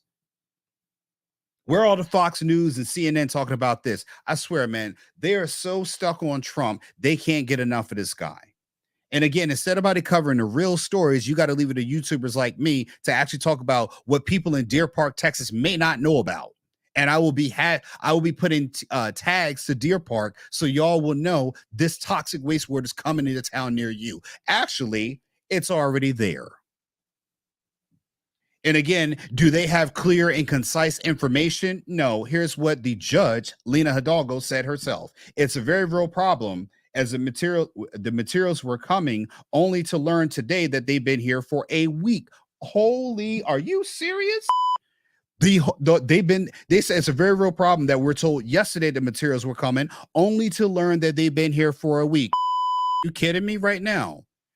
And no one was covering this. I wasn't covering this because I didn't hear about this until now. Heck, they knew about it. They knew about it being there, but the people who run the county, the government officials did not know about it, that it was already there for a week. So again, this went under the cover of night. Where is Fox News talking about this? Oh, right. They're not. They're talking about Trump. Where's CNN talking about this? Oh, right. They got more ratings so they could talk about Trump. And again, I'm going to go back to what she said. Here's her thing. When she got the notice about what's happening, the government officials have readily provided information. They're giving us information. But again, what we're learning is that they themselves don't seem to have the full information. I'm not clear on who has the full picture of what is happening here. And that is a problem. Are you kidding me? Harris County has around 10 injection wells capable of receiving hazardous commercial waste, making the area one of the few places where materials can be disposed. Where exactly? I know. There's similar facilities in Vickery, Ohio. If there is in Vickery, Ohio, why are we taking it all the way down to Texas? Romulus, Michigan, that could also handle the wastewater, but are closer to the crash site. I wonder why. There may be logistical reasons for this. There may be economic reasons for this. Perhaps Texas Molecular outbid the Michigan facility.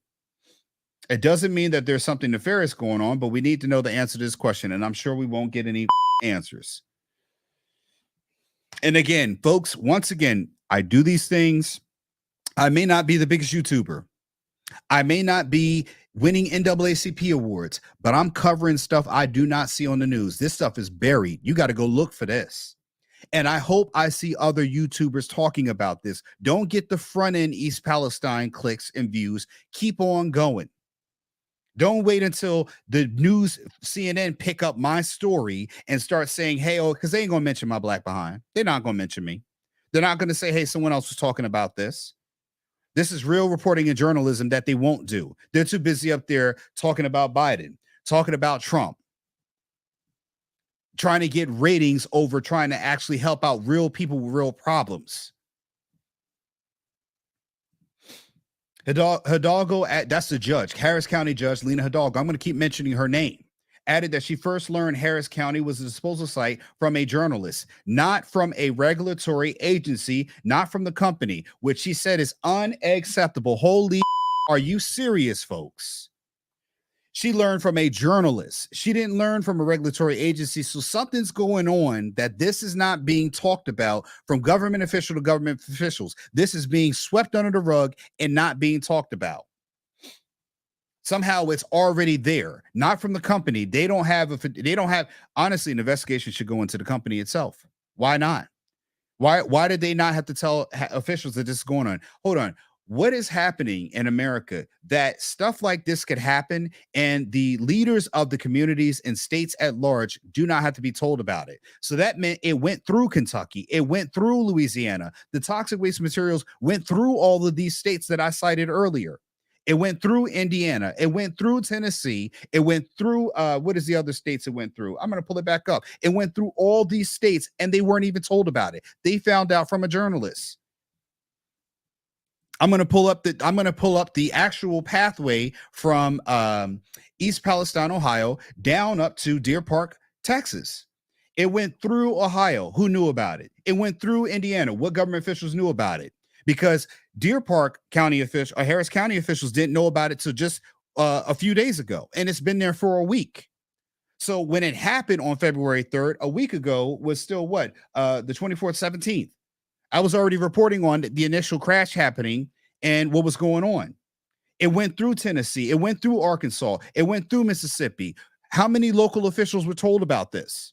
Because it already was there last week. The 17th of February, it was already there in Deer Park. Already at Texas Molecular. How did it get there? And they didn't even know about it until it was already there. And she found out from a daggone journalist.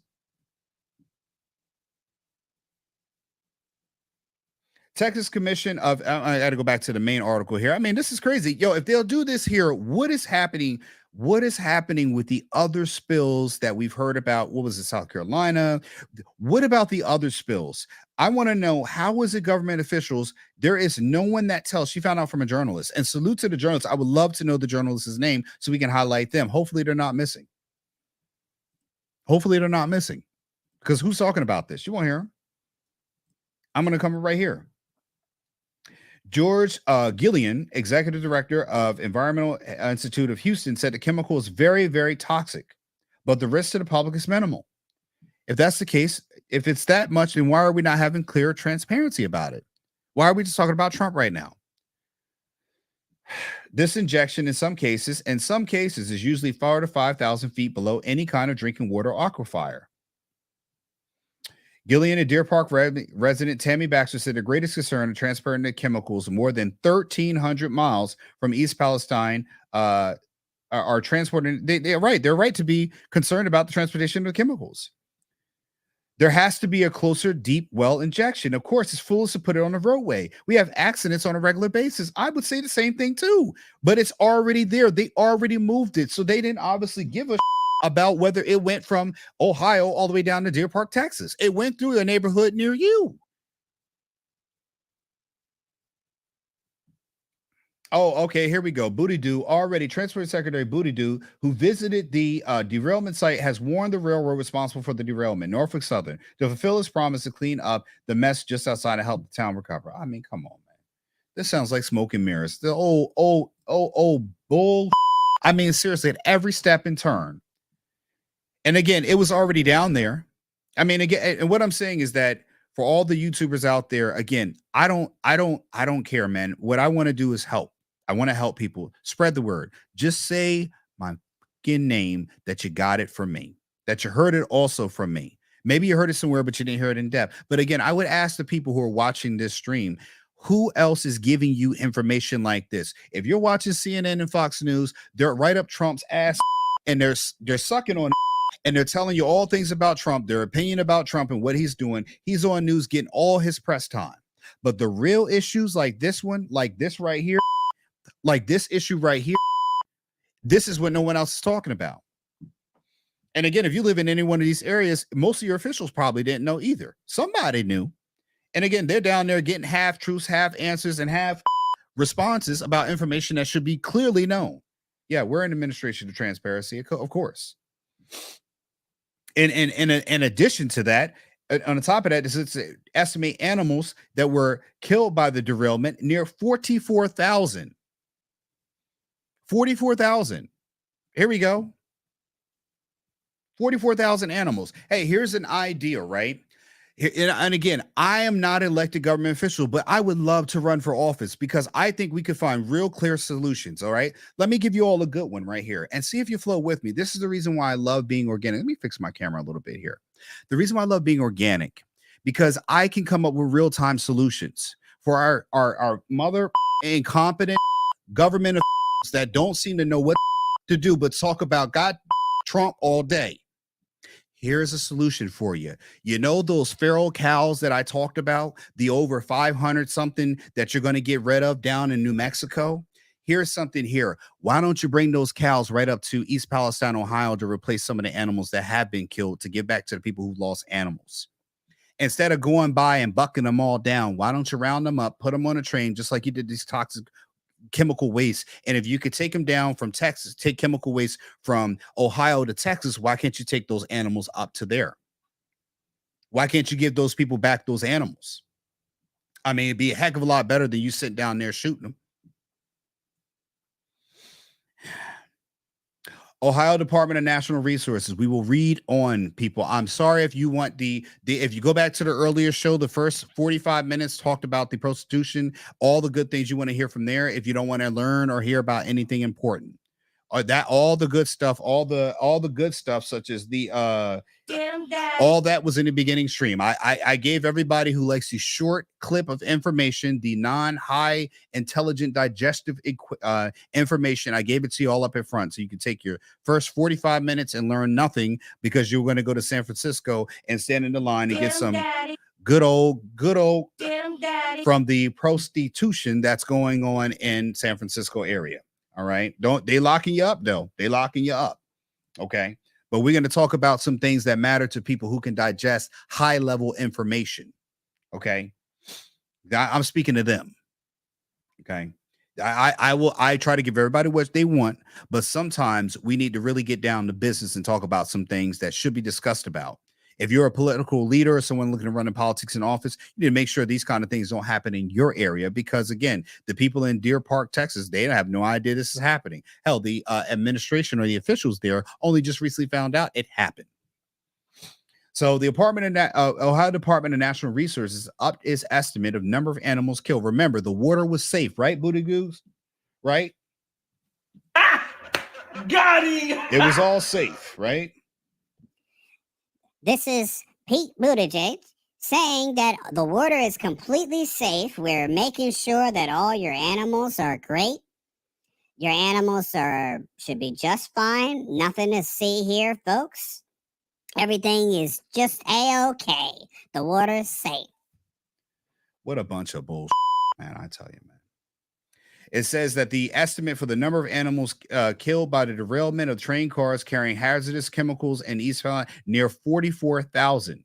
Remember the videos on TikTok of people reporting their chickens passed, all gone, right? Original estimate was 3,500 dead aquatic species. The water was safe. Remember that? Tell me another one, right? This was February 6th, shortly after the third derailment. They responded to the waterways the morning after the spill and were warned by the Ohio EPA that it was too dangerous to enter the water without specialized gear and equipment. But we were told by that it was all safe. Myers, man. I tell you. I hear they're saying now, days later, oh, it was too dangerous. But at the time, we were told everything's good and everything's safe. Several of the 38 Norfolk Southern train cars that derailed, 38. How do you take 38 train cars through of hazardous, dangerous chemicals? Any which way, okay. And derailed east let me go back here. Sorry, excuse me, folks. Several. Let me just take a second to get drink water. I'm parched here.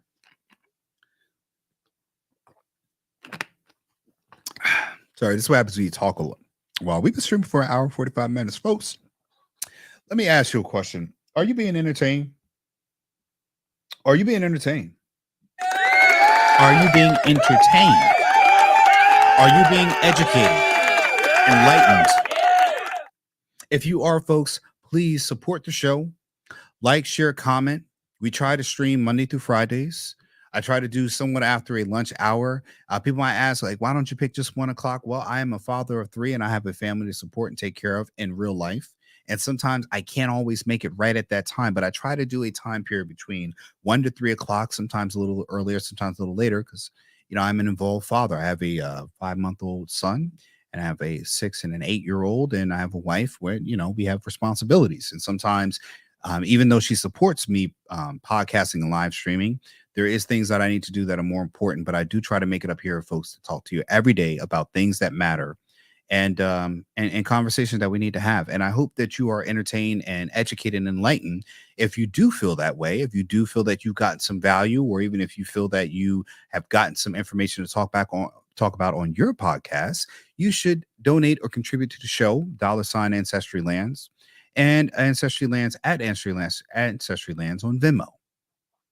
And we're going to get back to our story. And I thank people for coming in and tuning in and, staying around and checking out what I've got to say, because I think there's definitely going to be some things you're not hearing everywhere.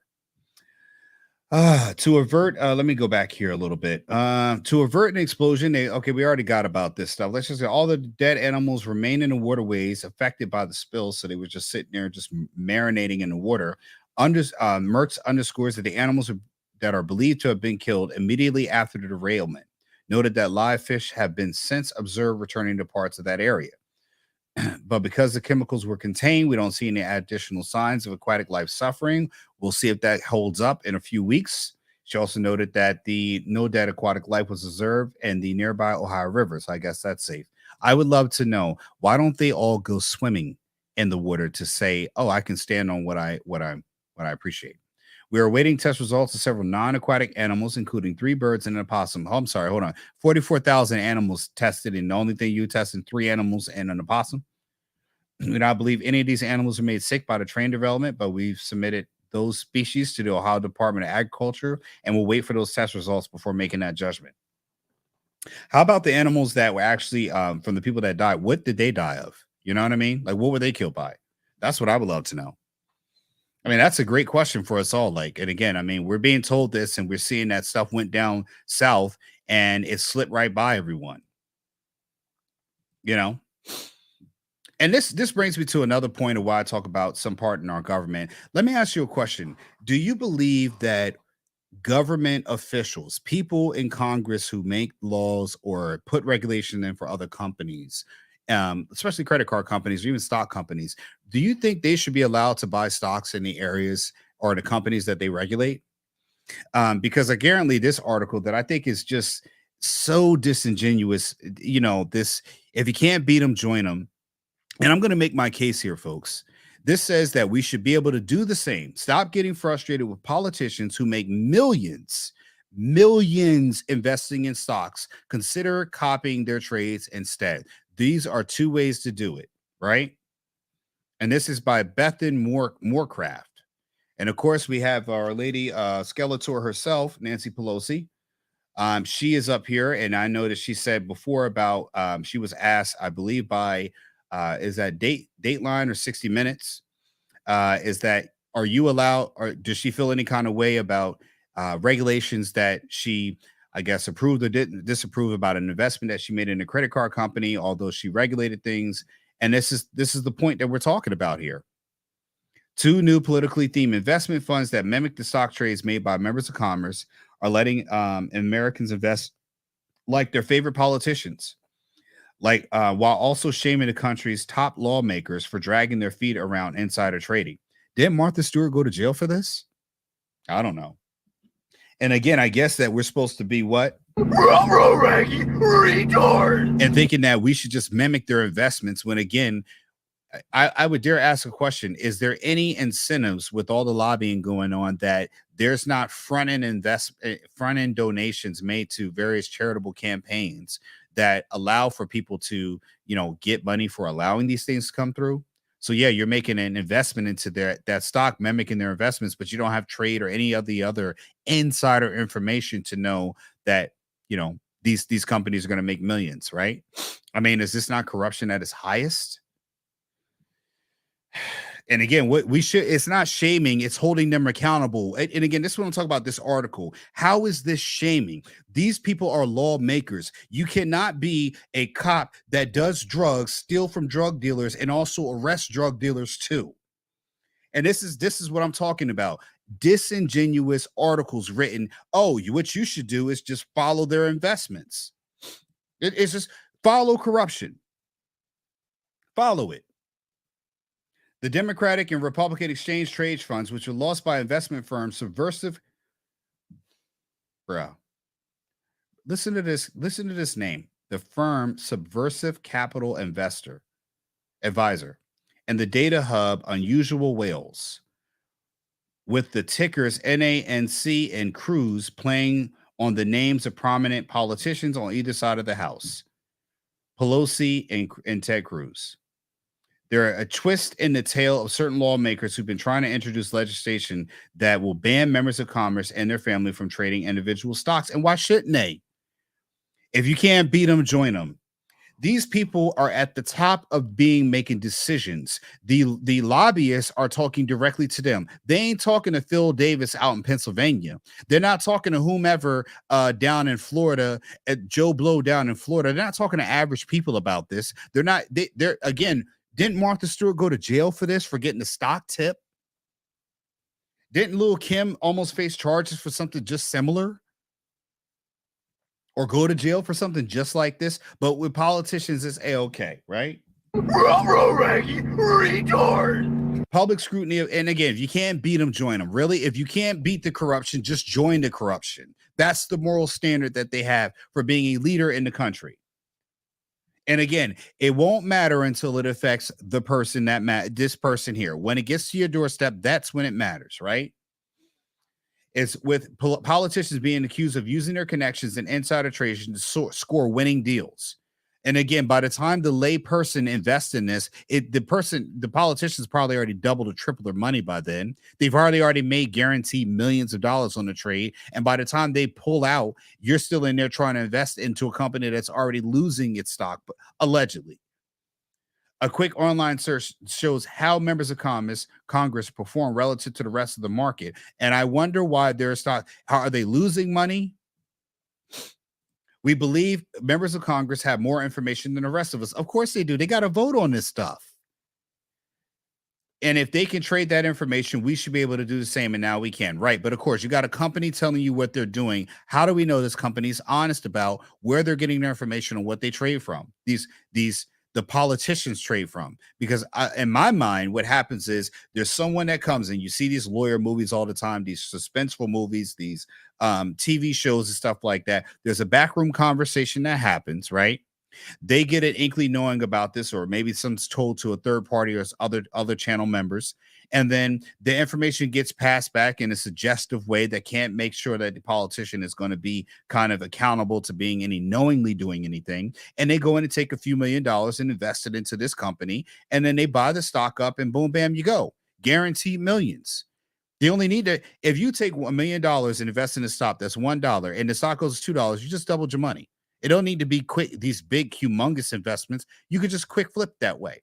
So what do you mean that we're complaining and shaming? How is it shaming when a government official is making laws and regulations for companies that are potential stock companies that they're going to be investing, and they're investing in those companies too? It's, again, let me be a cop. I'm going to arrest people who sell drugs. I'm also going to take the drugs, sell them myself, and I'm going to also do the drugs while being a law enforcement officer. Again, if that's corrupt, how is this not corruption?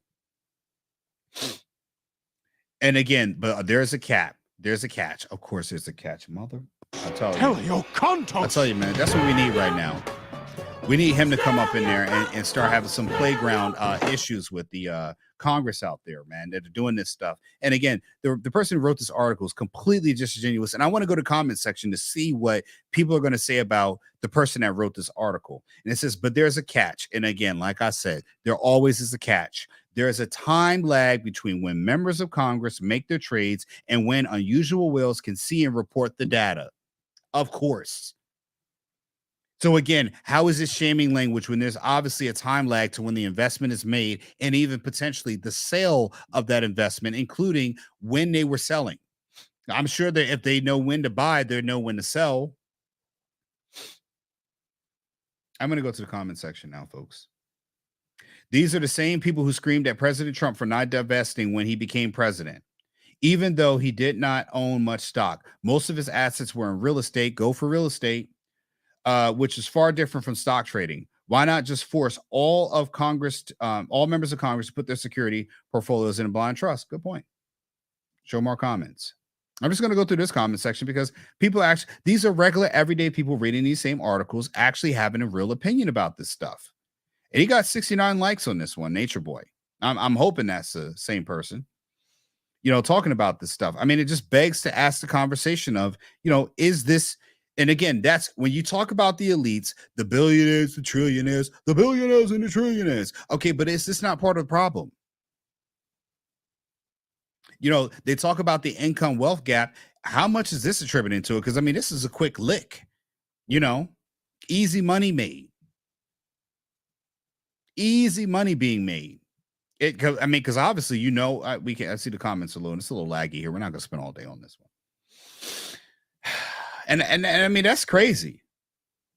Super crazy. In world news now, we're going to talk about moving on China and Russia and the issues in Ukraine. China issues a peace plan.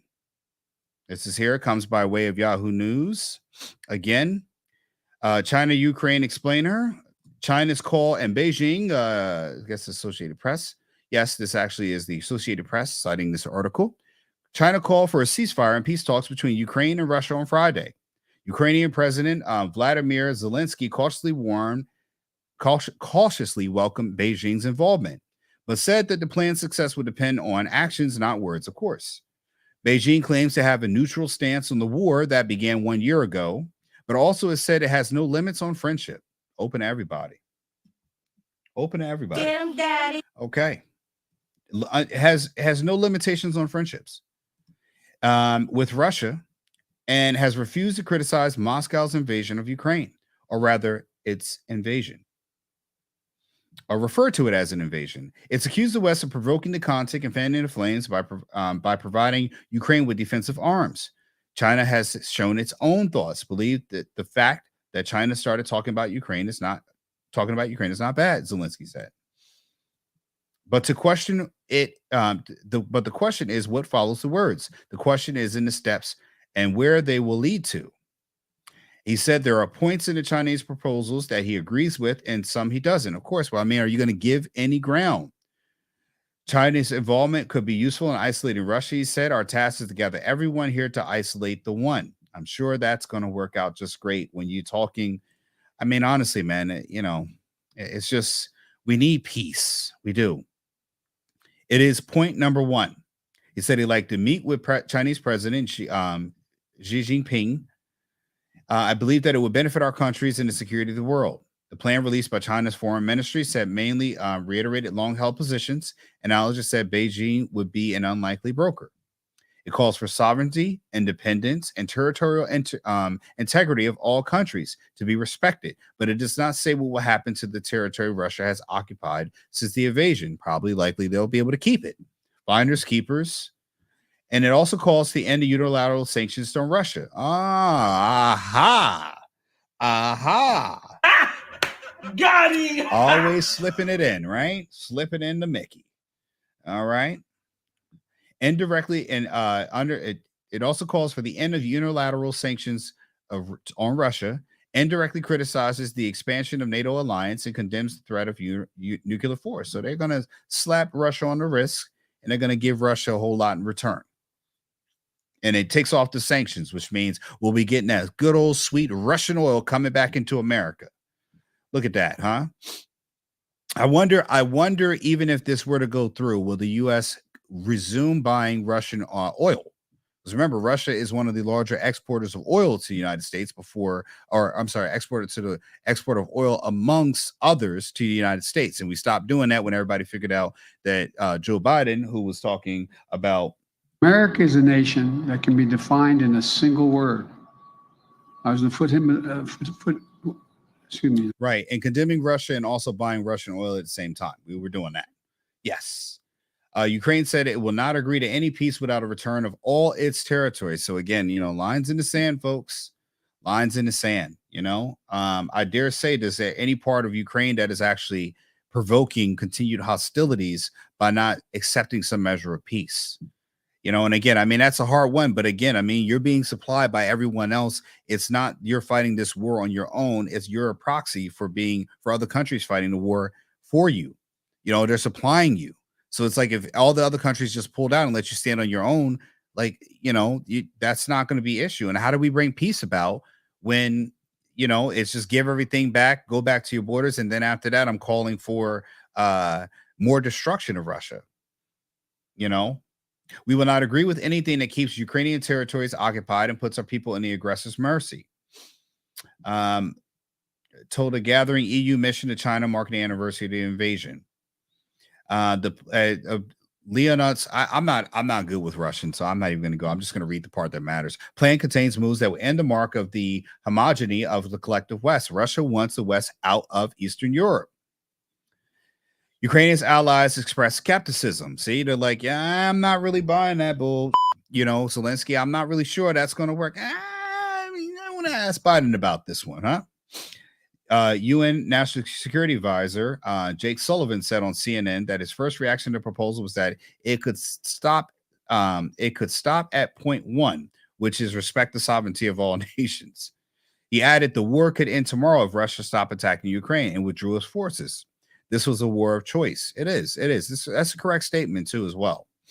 And again, no one's hearing about why Russia's doing this from the Russian standpoint, because again, until you listen to why the other side is fighting, I don't think you're going to stop fighting itself. And again, no one wants to sit down and talk about what are they fighting? Why are they fighting? It's just, this is kind of just push one way. And I'm not supporting Russia and what they're doing going into the war, but no one's asked, why are they fighting or entertaining taking on Ukraine like this? Has anyone asked them, had them talk about it? China abstained Thursday when the UN General Assembly approved a non-bio resolution that calls for Russia to end hostilities in Ukraine and withdraw its forces. NATO's been doing this stuff, man. And like China and Russia have been, even with Syria and all the other, with stuff with Iran, they've always been where they are. They're clearly known and they want them in NATO. But again, what's the point there? I don't understand it, folks. Any which way, I think that's going to be all for today, folks. I'm going to enjoy my Friday and get back with my kids. Enjoy my Friday. Enjoy your Friday, folks. Let's close it out. All right. I think we did 2 hours. Good show. Let's close it out a little bit. I'm going to turn this down. My wife said that little loud. Folks, Ancestrylands, ancestrylands.com. Land ownership, $1,000 down, $250 a month for any property that we have up there. Ancestrylands.com is where you go to purchase the property. Take a look at property. On YouTube, Ancestrylands, where we have videos of our properties, drone videos. We got shorts. We even have them in Spanish because a lot of our clients are Hispanic. Folks, I want to talk to you about the importance of ownership. Ancestrylands is where you go to own property. You send you a contract. You sign the contract right online. All our payments are taken over secure sites. You make monthly payments and you can actually in 12 months pay off at the cash price and get it paid in full. No interest and no credit checks, folks.